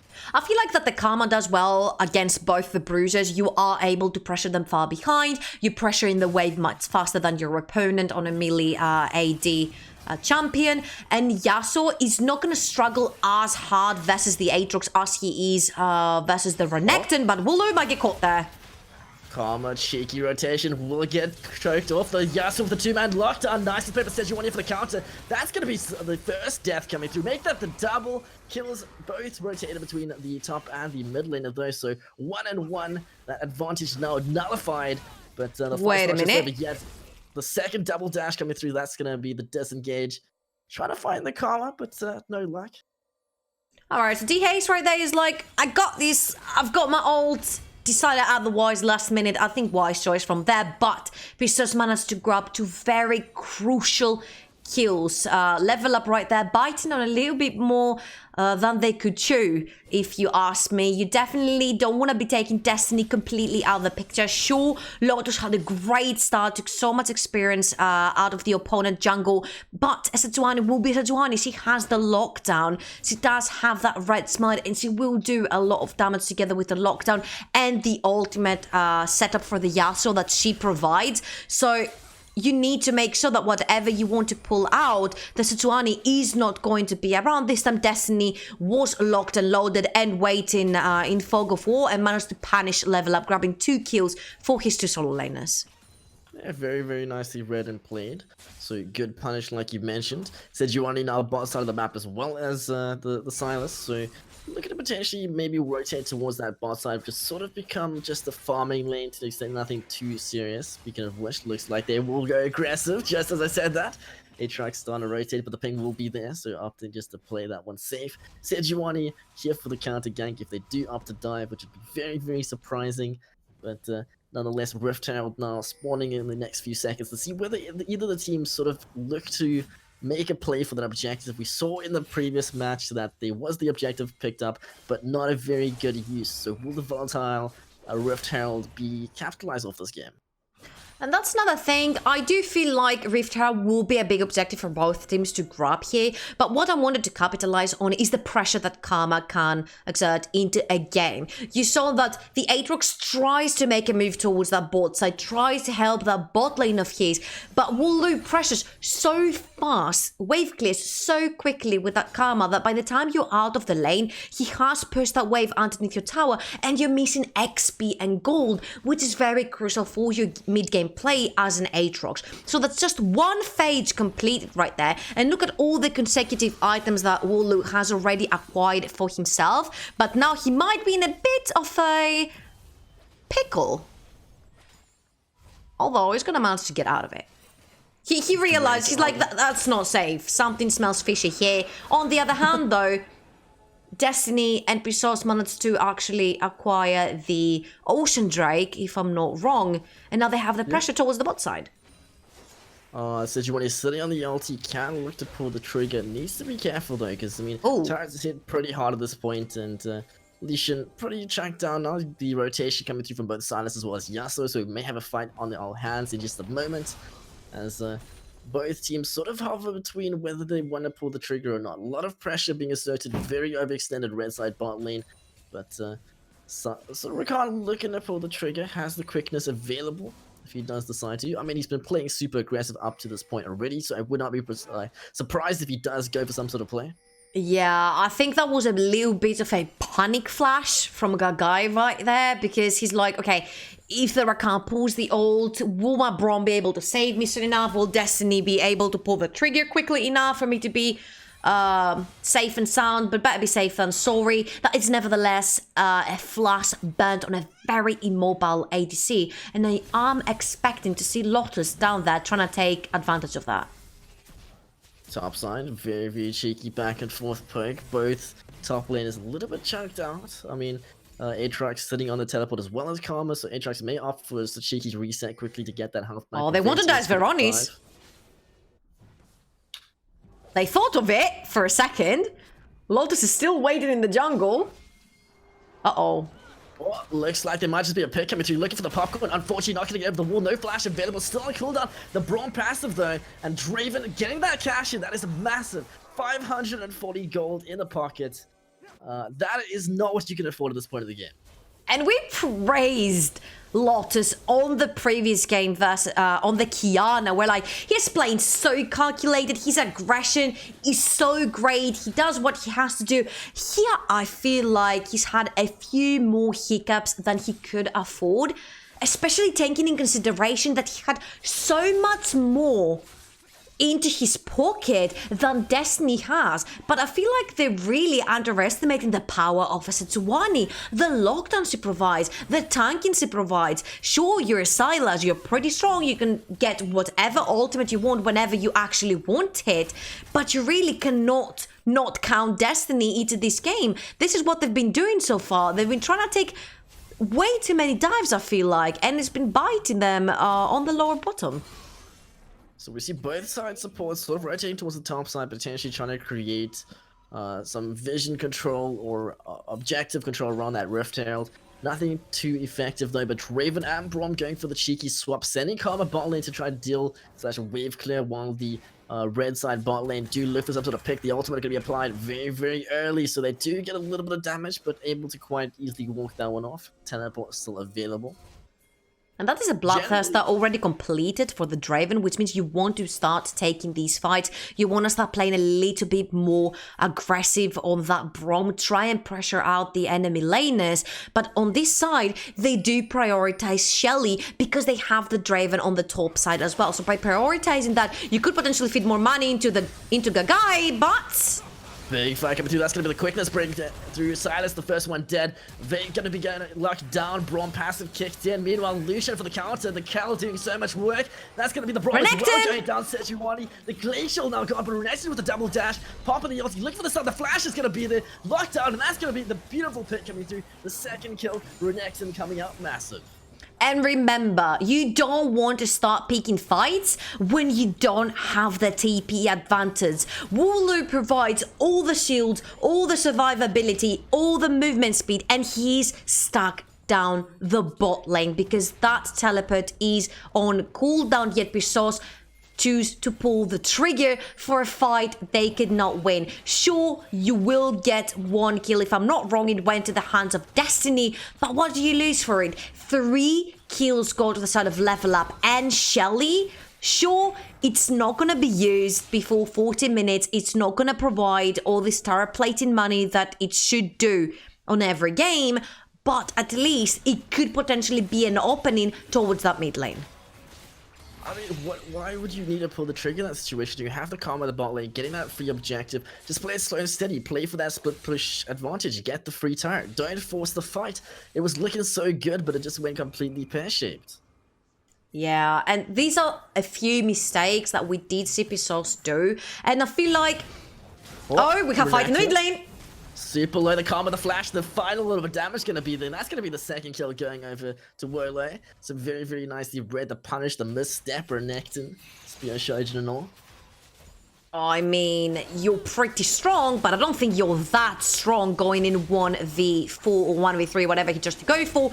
And you're giving away an Infernal Drake. And this game could not be more even at this point. You have a Fed Draven, your Karma is doing great, Luden's Echo completed, Phantom Dancer completed for your Yasuo, and you definitely have a ton of scaling and damage on the side of Pisos into the late game. On the other hand, you have a Lucian. This guy needs to be a monster by mid game. Sure, he's sitting on 2-0, but if you keep on feeding that Sejuani and that Braum, you're not going to be able with the Lucian to break through the front line.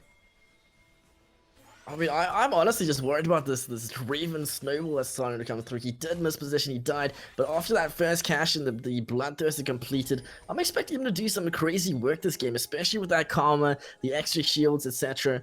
So, Sejuani frontline as well, he has like almost the perfect comp for him. Yep. So, the scenario's there. Will he pop off? Will he carry? We'll find out shortly. But, you've got all the tools, right? You've got the peeling, you've got the knock-ups, you've got the stuns, you've got the shields, you've got the movement speed, you've got it all. And you've got a power cannon in your hands that every axe could potentially cause a third of an HP damage depending on who you hit. I'm gonna choose to go with maybe Sylas or Renekton, nothing too squishy. But what really is concerning me right now is that you don't really have that much mixed damage on the side of Level Up, and your only AP damage is so far behind in the hands of Lotus, and it really concerns me because if you itemize versus all that AD that Level Up has, and your Sylas does not provide any AP damage, what are you going to do into these fights? You're going to be dealing literally 0 DPS. So we did see Aatrox properly ulti yet again, boss side. It seems like he's very, very trigger happy with that. Perhaps just looking to get as much value out of it as possible. But top side, Renekton do the best that he can to sort of just clear wave most of the Karma as he slowly but surely gets whittled away at. But Braum plus Sejuani rotation, bot side, big ultimate coming through, looking to try dash the wall, but here comes the quickness, plus the little bit extra speed, Guardian being procced. Sylas, Yasuo, what are you walking to the Draven ultimate, almost getting that little damage that he needed. So close, but no cigar. Okay, And, we're watching the Aatrox walking away because it was a crime scene in the tribe rush, so it was not allowed to show this. Yasuo went down, guys. It's all good. So that's, Life continues. That typical Yasuo solo queue syndrome coming through there. I'm the playmaker, watch me guys, I want to carry the team, but unfortunately going a little bit out of control to an extent. The nice little rotation, getting the pick coming through, and the Yasuo going down for free objective. I mean, you cannot afford to be doing that at this point. You guys have a slight lead, you've got the double Drake, gold, almost exactly even. This is the point to make it or break it. I mean, it was the little I got this moment, guys. Like, I got this, guys. Don't you worry. And then here it goes. Kind of go for the superhero highlight play once they make it into the YouTubes. It like the moment kind of slips away and you see it running away from you. Aatrox, again, it's the second game that he gets away with a sliver of health, but that does not matter with how much health you get away. If you do get away and your opponent dies, it's job done. Shelly gonna be popped in the mid lane. I don't know if they're gonna get much out of that because the entirety of Pisos is in that mid lane. They had to escort the Shelly in for the first charge. I mean, it's not going to really push the turret. but a lot of damage being exerted, and it's quite crucial. Mid-tower being quite important in this game, especially, I mean, the ARAM sort of come back from that first match. We see both sides sort of just grouping up. Sejuani hanging out in the shadows, looking for any sort of pick. Needs to be careful though, as both Lucian and Rakan super slippery, so if they see that ultimate coming through from afar, quite easy able to get away with the quickness. The pull coming through looks like looking to try focus the Draven, but he's able to walk that one out. Meanwhile, on the backside of Renekton. And Shatter coming through. That's going to be Karma's first death. And meanwhile, the other side of the team fight, Blue coming through big with that Braum Slay. Looks like Sedge going to be the next one down. And it seems like the fight and the game are back in favor of the side of Level Up. And that is such a crucial mistake as well from Priscos, because you're pressuring them. They were kind of taunting them. They're like, yeah, come on. We know you want to engage on us. We have the tools to repel you. But Sveronis is all the way down the bot lane. He's one of your tools. He's the reason you chose that Sejuani. You chose all these knockups with the Braum and everything. Oh, you're holding the smite, but you could potentially die here. He's going to walk out of the pit. Come back in. Smite. No smite. Whew. That was It seems like it's very much a replay of the previous game. It feels like Level Up. Sort of like they win the team fight and they get the free objectives. It's a trend that's been coming through slowly but surely. That Baron now secured. I mean, very interesting decision to put Yasuo in that side lane. He does not have teleport. He can't join the fight, so they're going to look for a dive, and that's exactly what happened. They got the picks and they got the free objective for it. And to be honest, I'm okay with putting your Yasuo onto a side lane, but at least don't taunt your opponent to engage you, because if you taunt Panjay on his famous Rakan to engage you, 9 out of 10, he's going to engage you. Braum ultimately going to be leaked out, but nothing unfortunately coming through from it. Here comes the blue side teleport, and Aatrox here to join the fight. No flash available, so you can't really force anything too hard.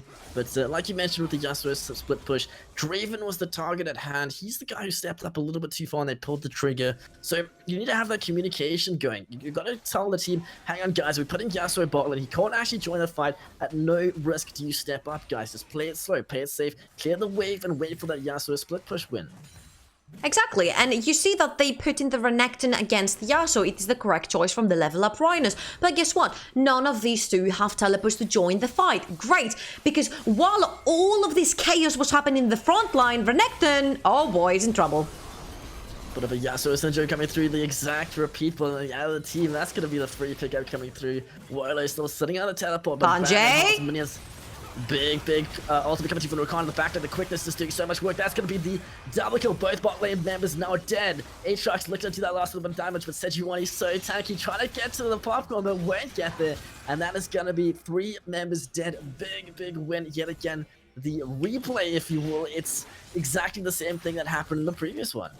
And again, I was about to say, the history kind of repeats itself here, because Superstars are getting really crucial kills, but they don't necessarily chain them up with objectives, because every single time Level Up has made a mistake, they have taken themselves back a step, they have regrouped, they have put the mentality back together, and they're like, all right, what's the next objective? This one. We're gonna try to get the vision around that, we're gonna try to create a plan around that. For Priscos, it's kind of like, okay, let's get the kills first and then see what happens with whatever we can get, which is not really when you play, you know, against the very top-notch, you know, teams such as we see in the LCK. Like, of course, in the SK, you don't just think one step ahead, you think like 15 steps ahead. But I'm just saying that generally in a top-notch play competition, you have to think that step ahead. You have to think that we have to play for an objective rather than act now and think later what we can get for it.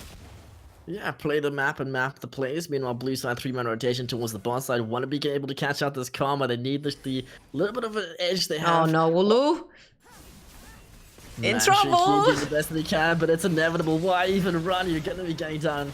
Not backing off. No vision allowed, it seems. Meanwhile, the siege continues mid-side. So Red opting to go for that free objective. They do pick up the tier 1, but already losing their tier 2 mid lane due to those picks coming through. But I mean, versus a team comp with Baron in hand, you got to be super careful. You cannot afford to take a team fight. You lose a fight, suddenly you're losing 3-4 times as many objectives as you would have versus a unenhanced team. So just play it slow. I think that was a good trade that Brisos took right there, because they need that mid lane tower to be able to quite wide open the map right now and try to get that vision even deeper into the enemy jungle. Although Level Up reply with double towers down bot lane. So even though, yes, you do open the map up, they get even more vision from you. So it's kind of like Level Up is one step forward. You take something from them, they're going to take double back from you, sitting at 5,000 gold in the lead right now and expecting the next Baron to be a big fight and a big objective for both teams. And I'm expecting and I'm hoping that Brisos are going to group all 5 members of theirs this time to fight for this one. I mean, we had the split push going on, but I'd like to see them recall them. They're sort of going for that 5-man creep, like you mentioned, looking to continue the siege, potentially take any fight that they can if they've consistently won these fights over and over again. Willow sitting on the TP advantage. Yasuo, though, however, being put in the side lane. The ping has come through. The question mark ping saying, why is he bot lane? Let's take a fight, guys. We can just repeat this, but there has been a reset. Will they be able to pull the trigger before Yasuo gets there? I think it's alright for now for the Yasuo to be on the side lane. There's no major objective anywhere to be taken. So you can have him pressure out the waves so you can start building up the side lane pressures that this team needs to be building with the Yasuo and the Karma. Then you take everyone back together. Baron is going to be coming up very, very soon. We have a slight glitch right there on the server. It's going to be fixed really shortly. So Baron is coming up. You need to start grouping up to try and check into your jungle what is happening. So just looking at the two teams at this point, I mean, it definitely feels like a Level Up dictated match. If you were on the side of red, what exactly would you be communicating? How do you pull this back into your favor? I mean, you do have the tools. I feel like one ultimate from Destiny could change the entire game. Everyone is squishy from the side of Level Up. There's no Serek's cage on any of the two bruisers. Yasuo. Oh boy. Does get the knock-up. Opts the go He's for the dive. in! That is deep, though. Sejuani locked down Braum with the follow-up ultimate, though. Carl doing lots of work. First member dead. That's going to be the support. Vega now down, but the tier 2 top is going to be traded off. May just be the turret for turret. Aatrox in a very, very interesting position, opting just to reset. Doesn't want to force anything as they have lost their support already. Just doing the best they can to quickly reset as the dive does come through. What are you doing? Silence and a bit of trouble does go down. Karma picking up the shutdown. Potentially an inhib. We were just discussing what is the game plan for Red. What do they do?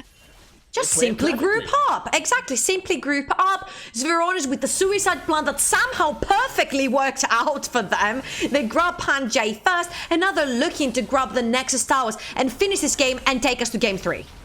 Little bit of greedy, but the Spy's gonna make or break this game. Will we gonna game 3 first? Death now coming through. Shutdown. Yasuo picking the kill on the Aatrox. That's gonna be the support picking up the top Renekton. Another death for the Ricard. He's just respawned, and it looks like that may just be the game as the next attacks are now falling.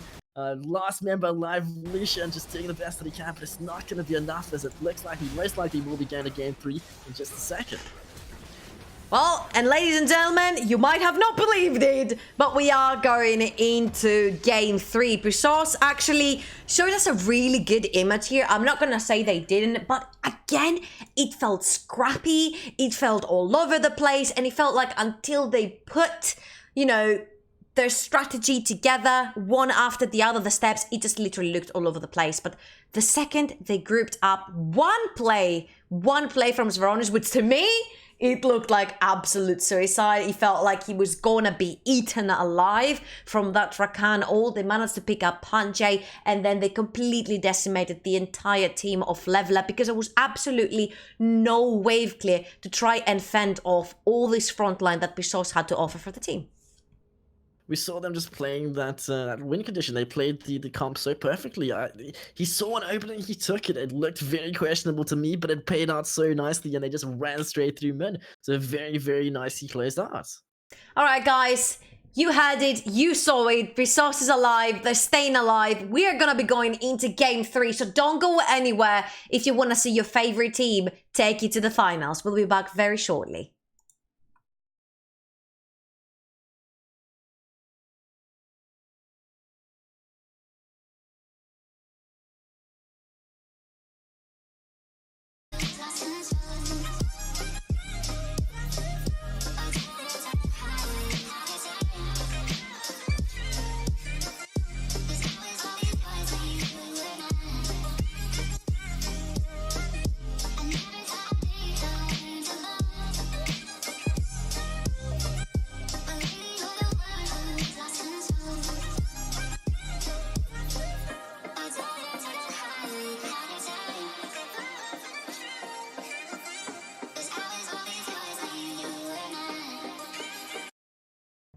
I'm Pringles. And I'm Chips. Wow, Chips. Sick outfit. I didn't know you were a cosplayer. It's more of a protection thing. Pringles might come in cans. I now come in maximum leveled armor. Hit me. Nah, I don't think it's a good idea. Come on, hit me. Okay. Come on. Whoa! I guess Chips has left the game then. Remember where it started. Your first experiences. The journey you traveled. The journey you love. Remember where it started. And imagine where it will go. Rise on.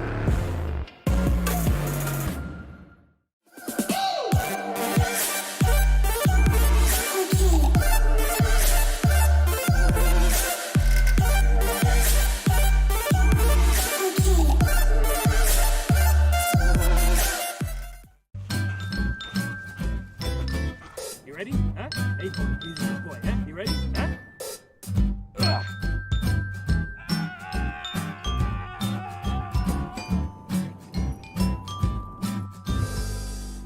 Start your esports career now at play.eslgaming.com.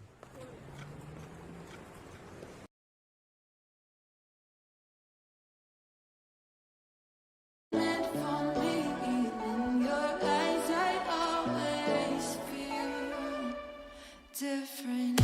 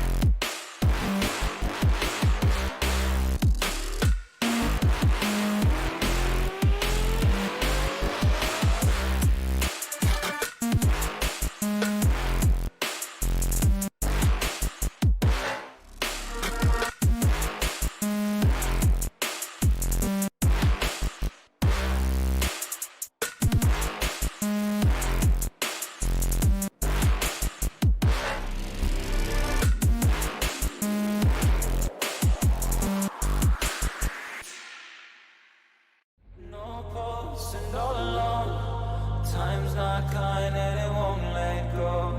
No thoughts left in my head.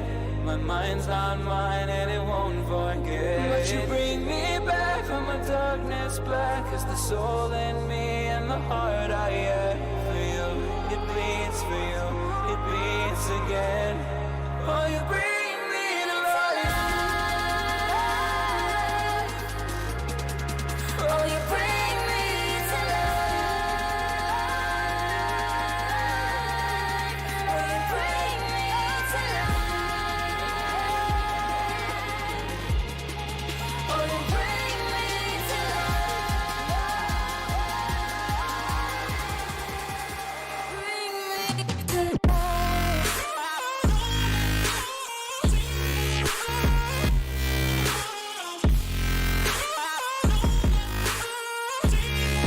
Oh, you bring me to life.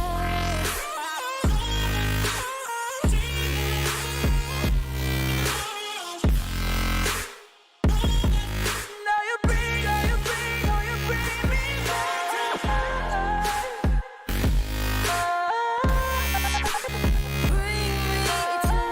to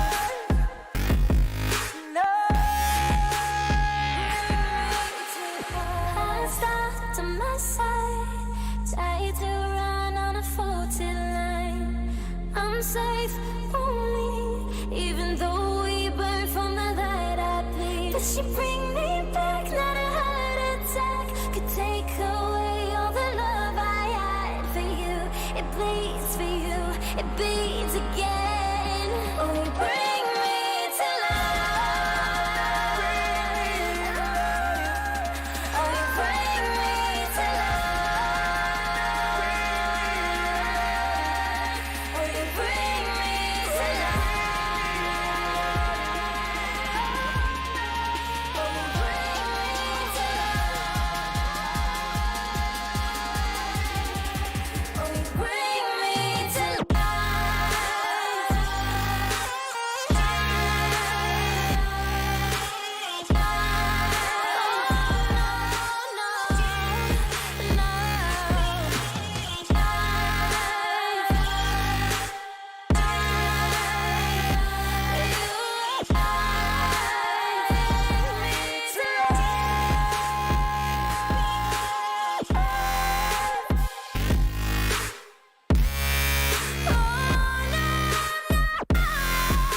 You bring me to life.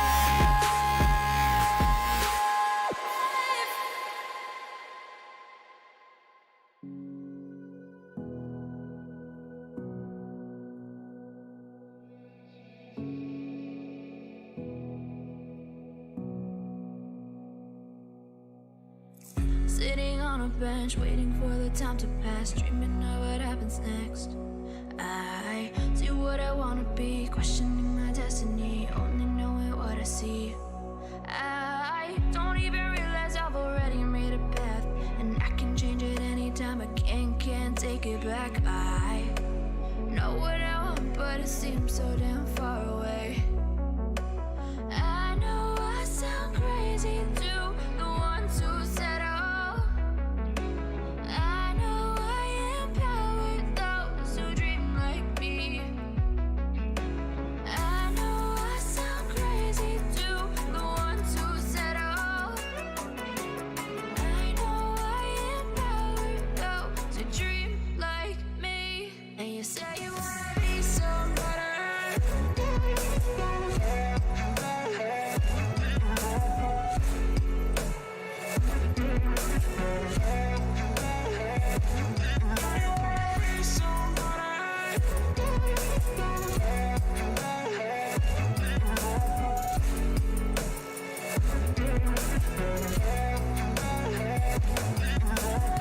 You got a voice, then you better use it. Tell yourself day after day it's time to prove it. No days off, keep the hustle moving. Wanna see you be what you wanted to be, prove it. I know I sound crazy to the ones who said oh. I know I empower those who dream like me. I know I sound crazy to the ones who said oh.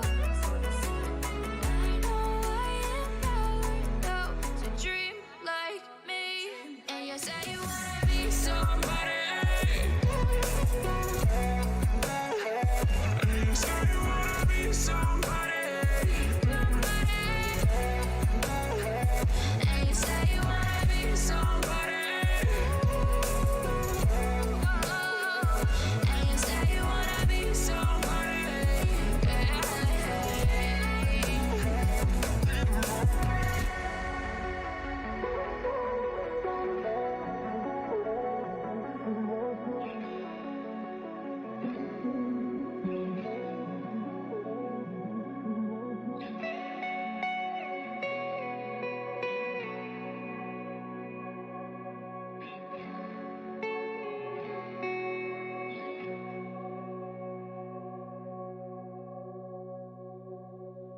Show me an opening in the clouds, and I'll take it. Yeah, reminding myself to just let go. Don't wonder how far I can fall. Don't look down. Find your back.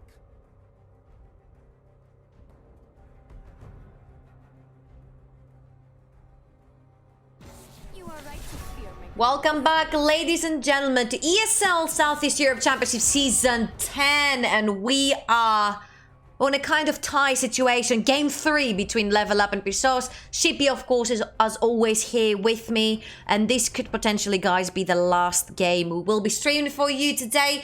We will give you the insights on that straight after this, but let's move straight into base and bans for that one. I mean, those first 2 games quite intense. I honestly thought it was going to be the 2 for Norton in favor of Level Up, but a very, very nice pullback in that last game. A quick closeout in the middle. But looking at the champ select so far, we have that Pantheon, Irelia, and the Sejuani ban versus the Kiana, plus the Xayah. So a lot of the picks that have come through. We had the Sejuani in the last game, we've had Kiana as well as Xayah played so far. I mean, There has to be a Yumi ban. Yeah, this is gonna be the make it or break it game. This is what you've been sort of looking forward to, I guess. The comps have got to be clean. Cannot afford a choke at this stage, but the Karthus ban all 3 games so far. Ooh. I mean, how often do you actually see a Karthus making it through the pick and ban phase? Here, kitty kitty, this is what I'm smelling. Yumi is open up for grabs. Garen is open up for grabs. And if the Yumi gets locked in, I don't expect Pisos to pick up the Garen, but would they potentially leave it open for the bot lane of Pisos? They seem to want to prioritize the Sylas. I mean, we had it Silas in the previous match. I felt like there were certain key moments where he did very well, but I don't know if it was just the mispositioning of the champion itself, but not quite working as well as they expected. But the Lucian lock-in, nonetheless, super aggressive bot lane. We've seen it before. Did pretty decently in team fights. Some very, very nice Carling is being brought out, but let's see what they decide to pair against it. Potentially the Draven again. Otherwise, Kai'Sa's still available. The Caitlyn, extra AD, I believe, plus the Morgana. That Morgana-Caitlyn combo, super effective. The Kate snare, sorry, Morgana snare plus trap combination. Now, I'm feeling like that Pisos is expecting to play towards that Braum-Lucian combination right here for the side of Level Up. Yumi is still open. He pairs up really well with the Lucian, and there is nothing that will give regeneration on the HP in the bot lane of Pisos. So with all this poke going in, and mind you, this is the new parts 919, if I'm not wrong. So Yumi has been nerfed even further, so that could be a reason why Level Up don't really care about it at this point, because they still have the Rakan, they have the Yumi if they want to resort to that, they have the Braum, so they have the Nautilus also, so they do have 4 picks that Panjay does play really well, so they don't necessarily have to rush right here and lock in a support for themselves. They want to look at the entire composition of Pisos, and with the Yasuo locked in, I am expecting a Gragas ban and a Jarvan ban for the side of Level 8. It pairs up really nicely. It gives that freedom for the easy knock-up engage for the Yasuo as well, basically laying down the road for the Yasuo to get into the team fight. Gragas already banned, and let's see what the last one is going to be for Level Up. Yeah, so just touching back on that Lucian Yumi combination, one of the more efficient AD carries for Yumi. That's a little bit of poke, the slow, plus the dash in a line for some quick trades. Ooh. But like you mentioned, was nerfed, so I want to see what we get through here. I mean, I'm expecting something that combos nicely with the Yasuo. So not really the Nidalee. The Nunu most definitely an option. But, A little bit of a Karma- tease right there from Zveronis. Shows the Katarina. He is a Katarina player, and as a main Katarina, have not seen her played competitively in, unfortunately, a very, very, very long time. I think after the rework, Faker played her a little bit into the mid lane. He realized how bad she is in the laning phase, and I think he gave up on the character really, really fast. Although Rek'Sai, with the new buff on the Q that now adds damage to the towers as well, has been locked in, and Jace, that is a very reliable range mid laner or top lane. You can put him wherever you want. Does pretty well against the Yasuo as well, though.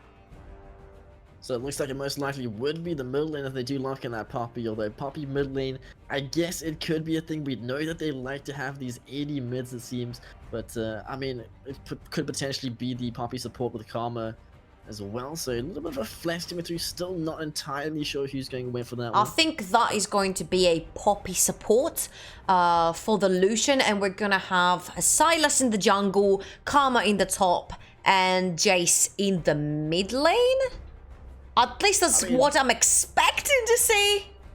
Poppy is very, very nice into the Rek'Sai, but we have the Rumble lock-in. That is a creeping way back in. Very, very effective. I really like, especially. You might not know, but Rumble is a Wooloo special right here. It's the Fiora and the Rumble is coming out to play for Wooloo this time. And let's see, he's going to be indeed that Poppy in the top side, and they're choosing to go for the Karma bot. It is a very clever move right there for level up, because there is no HP regeneration on the side of resource in the bot side. So once this heavy poke starts raining in from the side of level up, you can't do nothing but take it and sit back. And there's also a lot of potential for an all-in. Yeah, I mean, Lucian Karma super, super aggressive. They want to try keep Caitlyn down. Not a bad matchup for Karma into Morgana, quite easily able to break the Black Shield into the snare combination. But I'm going to be watching the Sylas this game. I'd like to see him play a lot cleaner. We saw a somewhat shaky second game out of him, potentially the third. He had to redeem himself, but the Yasuo nonetheless we're going from sort of a 0 to hero with the split push not working out too well, but that mid lane fight is coming in clutch. So big, big hopes for him as well. But nonetheless, looking at the two team comps purely off the pick and ban phase, not including the player ranks themselves, who do you feel won this draft?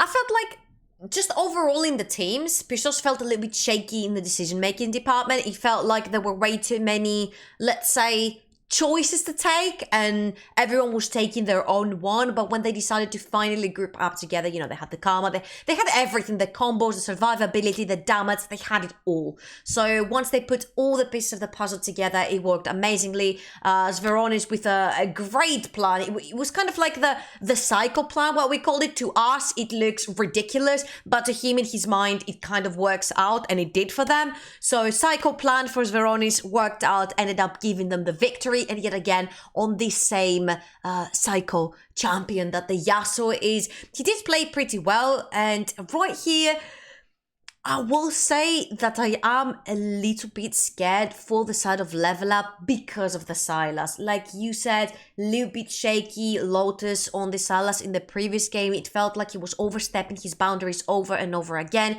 His team was not behind him. They weren't on the same pace. And when you kind of move way too fast for your team, sure, he got a triple buff start. Sure, he got a double XP start. Against Destiny, who had like one buff and maybe one quadrant of his jungle to take as experience and gold, but that doesn't mean that his laners had the same. There was no priority there, pushing too far forward, getting punished. So I would like to see here how he will be able to redeem himself onto that one. I'm a little bit concerned with the level up's draft in the sense that they may have drafted purely for that early game. I feel like they do get outscaled versus the Yasuo plus Rumble late game. So if they're not able to get the Jace potentially ahead, I mean, they may have a little bit of trouble towards the late stages. I mean, Poppy not too bad towards late stage, but Lucian unless gets ahead, the same with the Jace. does kind of fall off Karma as well, especially in the support lane. We thought she was going to the solos, but finally getting that Karma support after that top lane from the previous match. But it should be a good game, and the final one to round out this best of 3 series.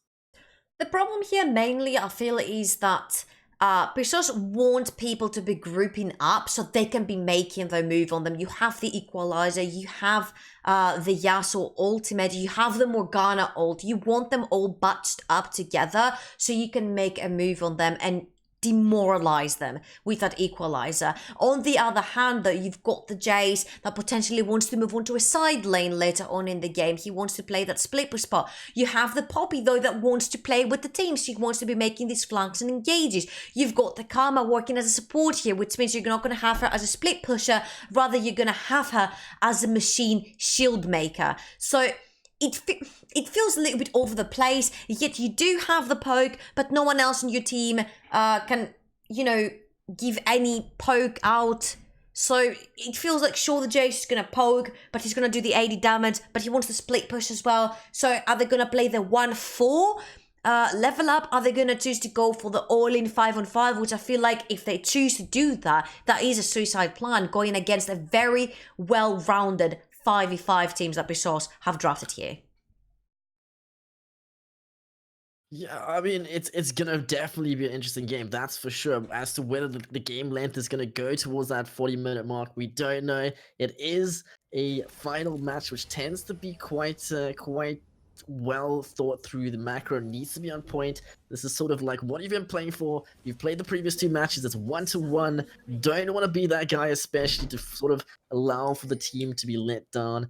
So need to be able to stay at the top of your game, make sure that you focused, got enough rest, and best of luck to both these teams. But I mean, in your opinion, where do you think First Blood's going to be coming through?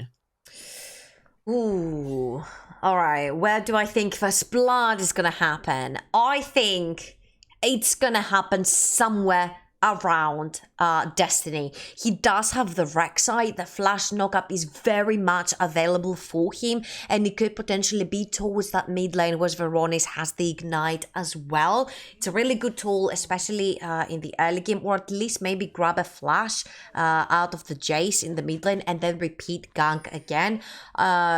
It has been the main focal point for both of the teams, playing around that mid side, so I think it's not going to change this game. So yeah, I'll put my pouch of coins onto the mid lane. Now where the team is going to take it, I don't know exactly, but it's going to be in the mid lane. I mean, Rek'Sai very similar to the Jarvan, can quite easily level 2 gank. Something to keep in mind. Hopefully they have communicated that in terms of the players, identified that win condition, sort of knowing what they're trying to do, but bit of an inconvenient connection failed. Just one of those things, it seems. I'm not actually quite sure what are these things, but hopefully it will be resolved very, very shortly. As we're having a little bit of an issue here. We're going to throw it though into a very quick break, and when we're back and we've resolved the issue, we will continue with Game 3 between Level Up and Pesos. Stay tuned.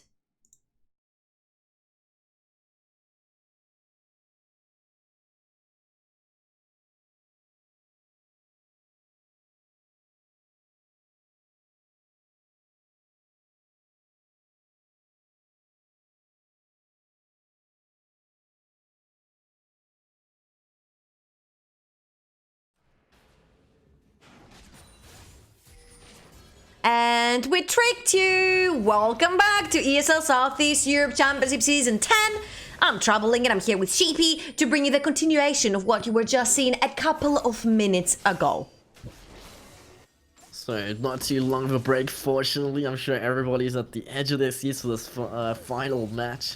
I mean, it's been a very, very back and forth series so far. Like we mentioned earlier, honestly felt like it was going to be that 2-0 in favor of the Level Up side, but very, very cheeky pullback at the end resulted in this third and final match. But lanes have started, and it looks like Rumble versus Poppy on the top side. We have the Rek'Sai in the jungle versus Silas, bot lane Lucian and Karma, not the Poppy, versus the Caitlyn plus Morgana, and Jace plus Yasuo mid.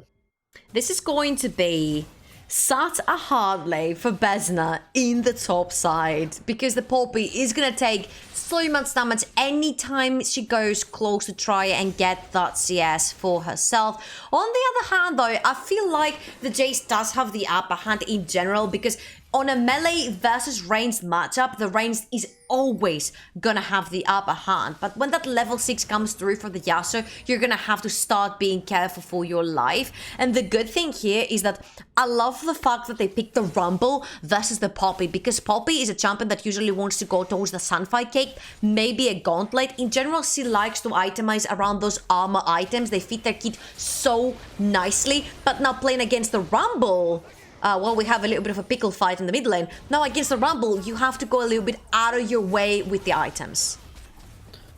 First gang attempt at the boss, that'd be nice, gonna be applied already. But nothing too much coming through from that. Teleport, Ignite burst. But no teleport for the bot side as both AD carries up and go for the heal once again, looking to take those trades. But I mean, at this stage, it looks like bot lane definitely favoring the red side so far. It's having so much pressure, but they were a little bit punished there. Sort of trying to play a little bit safer now that the jungler has sort of shown bot lane.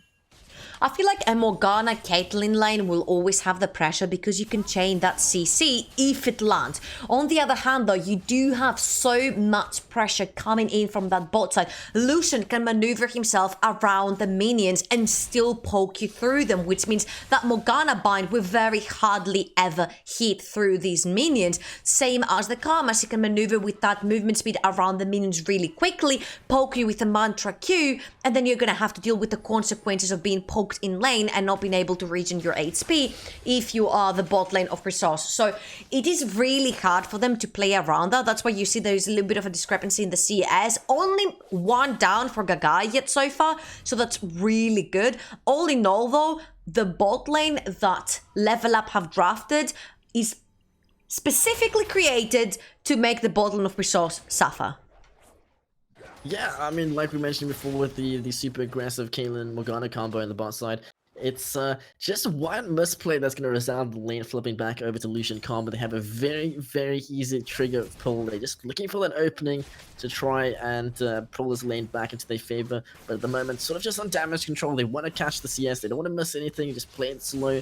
Wait for the potential jungle pressure, but so far on the mid side, it looks like Silence is here for the gank on the Yasuo. Has the flash available, forced to burn it, and I mean, Jace at this stage so far, super aggressiveness, already showing in the CS, using that Corrupting Potion plus early aggression to his advantage. And here you go, you do grab the Summoner out of Zveronis, flash is down.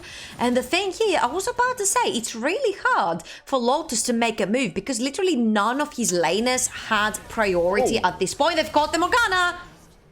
That is going to be first blood coming through. Like I said, the misplay is going to get punished. They have Lucian Karma. That window is all that it takes, and a misplay coming through from Burger. What was Sanity doing down there all alone? The guy had already backed, and I think he was trying to somehow stop the wave and freeze it until the wave was through. This is going to be a 2v2, I was about to say. But that's going to be Jace down first. It looks like Yasuo now might just go down as the trade. The 1-for-1 is going to be their jungle versus jungle. Very nicely shadowed coming through. And Yasuo taking the bait, but not too bad of a trade as that 1-for-1 mid laner for mid laner.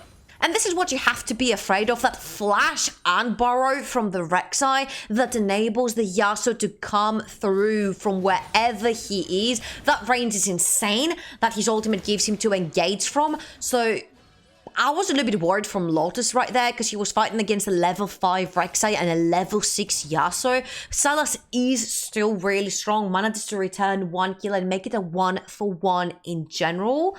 And that Jace is going to have to be really careful in Rain right now because I feel like Zveronis could even 1v1 him at this point. Something to note about that mid-side trade was that the Yasuo was the one to get the kill versus the Sylas, so that sort of neutralizes that CS lead that Jace had just picked up, so perhaps the lane back into favor of the Yasuo at this point. Meanwhile, topside, bit of a trade, Warlord trying to walk it out, the Poppy knockup's going to be there as the rotation does come through from blue side. Equalizer placed just to prevent Poppy from getting back in, forced to just sort of make this a 1v1 situation as the flash is there for the disengage. So rotation, not too effective outside of just getting that summoner spell. Okay, that was genius by Wooloo. He manages to not only get out of the situation alive, but oh boy, sanity. Lucian picking up himself another kill. It looks like the bot lane just pulling the trigger once again. Burger not having too hard of a match. Stepping up once again and getting punished for it. And that's why we talked about how clever that karma onto Panjay was. Because they pick already a Caitlyn Morgana lane, which is very, very, very strong. But they picked it to play against a Braum, against a Rakan. Something that has hard engage that Morgana can negate with the Black Shield. And surprise, it's a karma. The only thing you can negate with the Black Shield is possibly that root on the W, whilst Veronis and Destiny dispatch of the Jace in the mid lane yet again.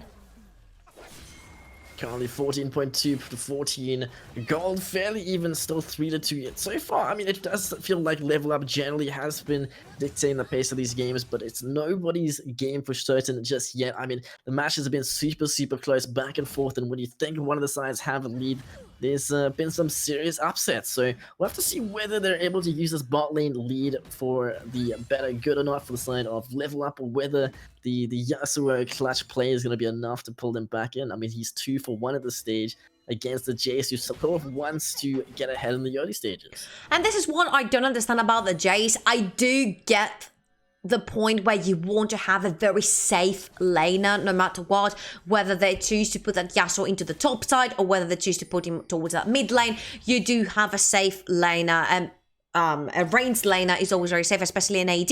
Something possibly like Corki as well, which is not that strong and not played as much lately. But I'm not sure that if going for a Jace without any other signs of poke would potentially be a great choice, because right here you have the upper hand, sure, in the early game before Yasuo hits at level 6, but after that you know that Destiny is going to be playing around that Yasuo, and you saw that Veronis was actually single-handedly winning the game with that play at the end. So you definitely don't want to be giving him kills from that early, and it's already happening, Sheepy.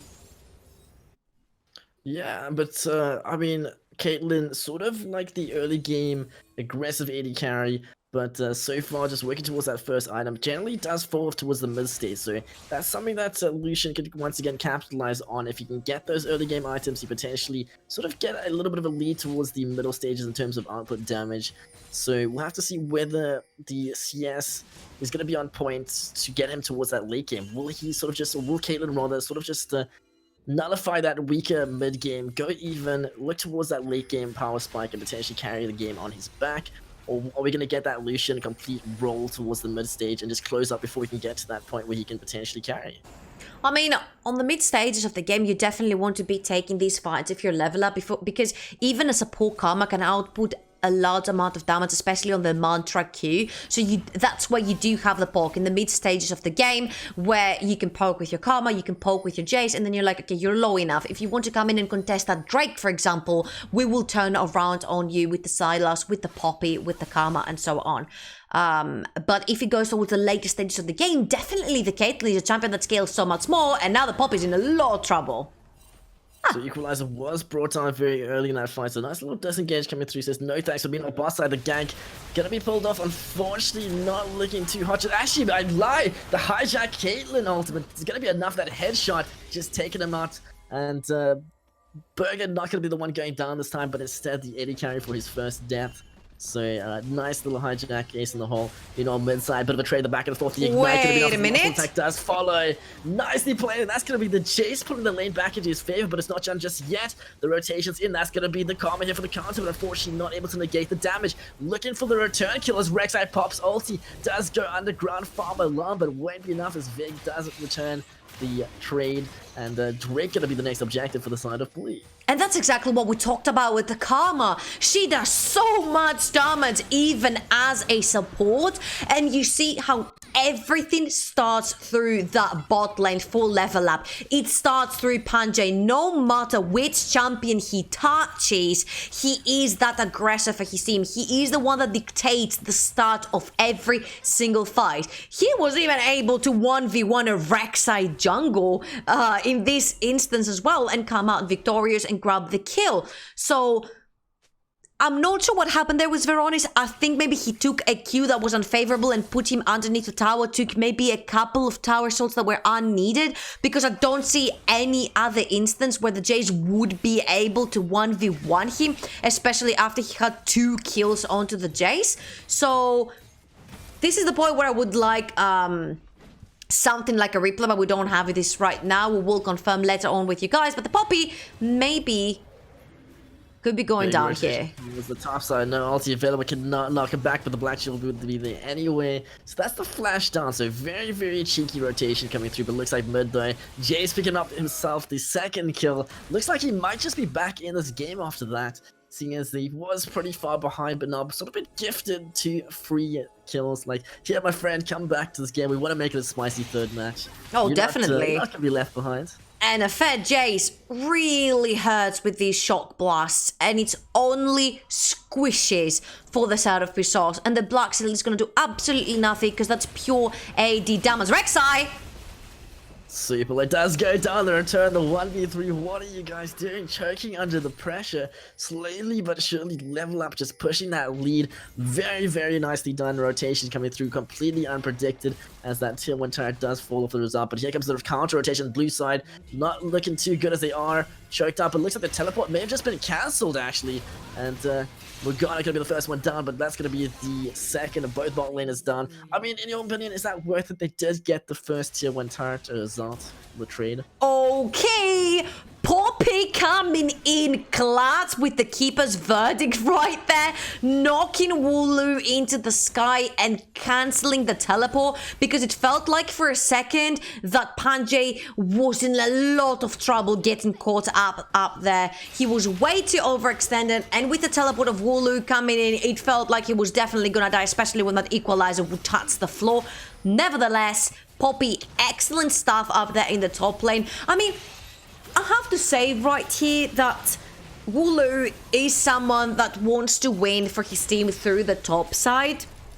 And Besna is doing absolutely fantastic at not necessarily killing him, but keeping him at bay, so his team cannot actually use the potential that he gives for them. So that was a great interrupt, and yet again, another objective going down for the side of level up. They're gonna grab the Shelly. Sure, it's after 15 minutes, but all the waves have been pushed. They didn't give up anything to grab the Herald, and this could potentially open up mid lane for them, which then eventually will open up the vision on the sides of the map.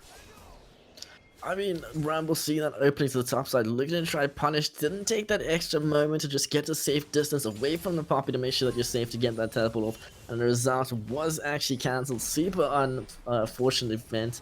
I mean, it's something you have to take into consideration playing against the Poppy. It's one of the few things her ultimate is incredibly good for. I mean, cancelling teleports, especially in such a clutch situation like that. But currently 10-3. And the lead is starting to snowball to an extent, in my opinion. But let's see whether Yasuo can bring it back to his favor. He was doing incredibly well in the early stages. Kind of did choke a little bit with those dives in the mid side. Yeah. But he's been in a very, very similar situation in the previous game. A little bit of fogged decision making. I would say equalizer has gone down, and in 47 seconds there is a dragon spawning, and that equalizer will not be available. Sorry, for the side of Resource, which is a huge tool. Shelly gonna be popped in the mid lane, and that equalizer does not exist. There is not much wave clear for the side of Resource other than the Caitlyn, who is reigned, and they're gonna have a really hard time keeping the mid lane tower alive for themselves. Looks like Poppy might just go down as she does the dive with the Shelly. Beautifully played by Blue Side. Looking to just try push whatever advantage they have. They want to continue the siege. Getting that pick is going to allow them to do so. Forcing the back off of the retreat. May just get the tier 2 potentially damage onto the gate turret itself. So very, very well played coming through from the side of Level Up. And it's not just gonna take one tower, it's gonna take 2 towers, and it's hitting on the inhibitor towers, baby. And they want even more.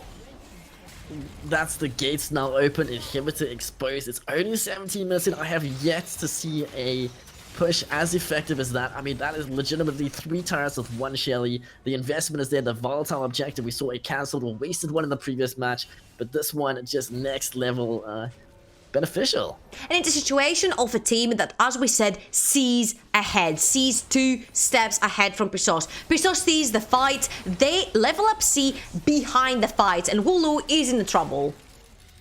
So that was the kill brought on. Unfortunately, not quite enough damage to take out Wooloo, but the threat was there. The dominance asserted. The message sent not to step up. We will pull the trigger on you. We're not scared. We're not afraid. We see that you're well farmed, but you've got to show us that you can actually do something with that infamous Rumble.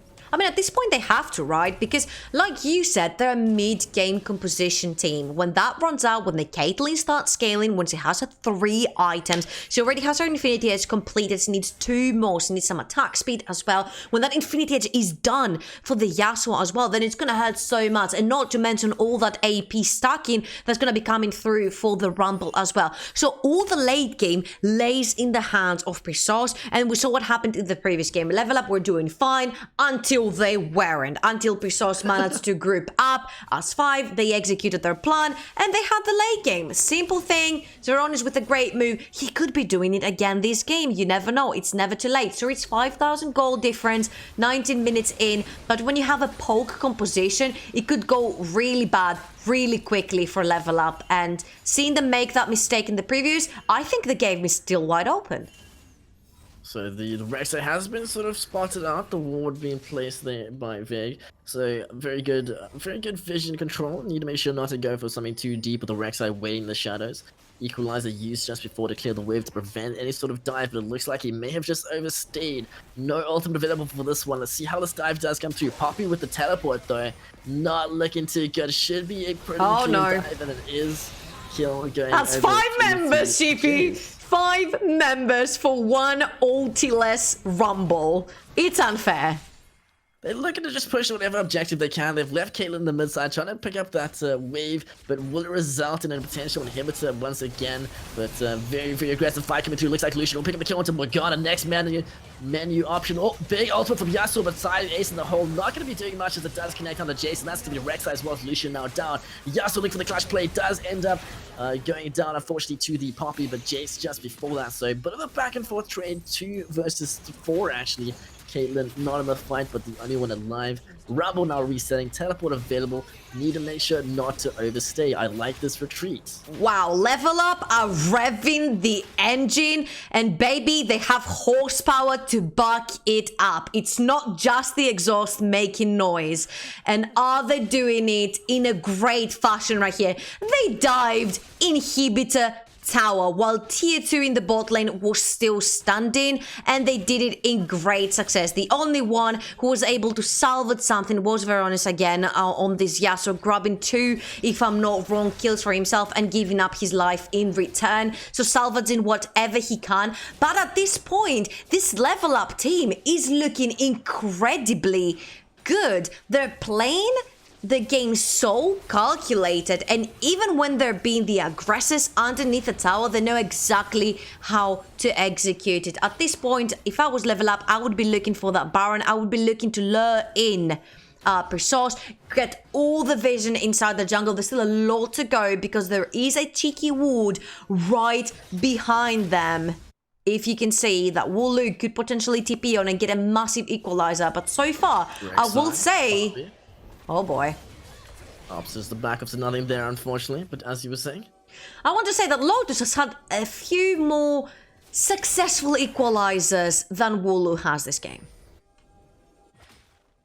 So just going back to that, the death brush, the stack, the flash, and the knockup is going to be the chain. So you see a beautiful pick coming through. That's going to be the first death over to the Silas. Now 2 for 1 for 8. Oh, man! And potentially Baron on the table. I mean, it's the objective that the teams are contesting at this point, but they can't force it. It's only 1 pick. They need to try snowball that into multiple before they can attempt an objective as flippy as Baron. That's cast the curse, Sheepy, for you. I mean, I was just saying how bad he did on the Salas in the previous game, and the second I start praising him for this one, I'm like, you're having better equalizers than the actual Rumble does. He ends up getting caught and going down. So that's some cast the curse for you there, guys. But there was a huge push from the Jace into the bot side, and that inhibitor tower is almost down. Big fight break into the Black Shield's gonna be applied, but looks like Poppy not able to get too much out of that pick. It looked a little bit shaky. Was he the prey or the predator?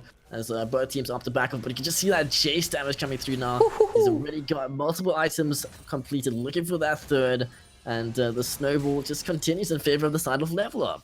That was a great equalizer there from Wooloo to diffuse the sticky situation that Brissos found themselves in. Even as 4v5, they are still scary. They've got the Lucian on 2 items. They do have the 2.5, like you said, item Jace that hurts a lot. And now they're luring in the sauce for that Baron. They're like, you want it? Come and get it. You're gonna have to walk into us. Wooloo is sitting on the teleport, something to keep in mind. They do not want the 50-50 flip. You guys are playing a comp that needs to keep the snowball going. You cannot afford to break it down. You really have your jungle picked up once, but that is a big play. The Rek'Sai now dead. Yeah, it's gonna be a free Baron objective. I mean, this is exactly what we're saying. They need to keep the snowball. They have to play it like clockwork. And so far, they've been doing very well with a slight misplay of the Silas getting picked off. But other than that, now Baron secured. That was very risky because you don't really have that much vision in the top quadrant of Destiny's jungle, so you can't really be sure where Destiny will be coming from. And because that Mantra Q from Panjay hit in that tri-burst, Jace was able to flash over and kill off Destiny, meaning that there's not going to be a smite war for Lotus. 100% hit rate right there for the jungler of Level Up. And now it's a full Baroned up team, a naked inhibitor in the mid lane, and a very low inhibitor tower in the bot. So Baron now in Look how much the Poppy's tanking! Looking to try and break the base at this point. They need those inhibitors. I think they're both gonna go down at this point because that was great for Jace to push in the wave before the attack happened. As you can see, the Poppy is so tanky at this point. It's actually hurting my eyes to see all this stuff that she's tanking, but they got the Jace!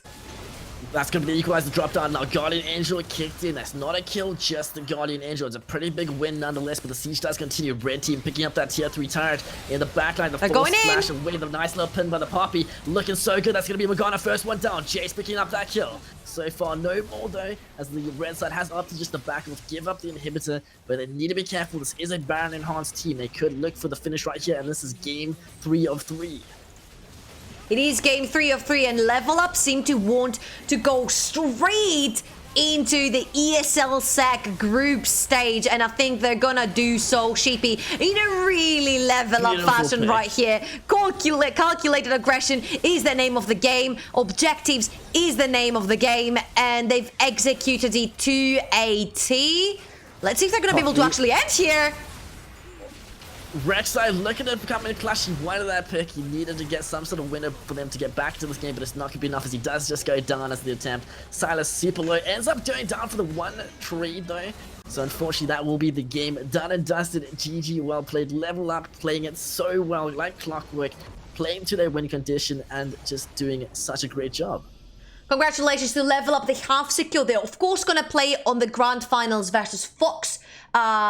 Both are going to qualify, of course, for the group stage of ESL SEC, but it's not over. If you are with Brissos, if you are a Greek fan, it is not over for your team. There is going to be that 3rd place match, best of 3, and this is the one that's going to determine which one of the 2 teams, of course, the victorious one, is going to make it through the group stage as well. It is not going to be casted today, unfortunately. We are going to let you know what is going to happen, so make sure you stay tuned onto social media. And I think that was it, guys, for us for today. We want to thank you so much for tuning in. So myself, Sheepy, and the entire broadcast crew, we want to wish you a lovely night or day wherever you are in this world, and we'll see you again next Friday, 6 p.m. Central European Summer Time. Don't go anywhere. Stay tuned on this channel. We'll see you next week. Bye-bye.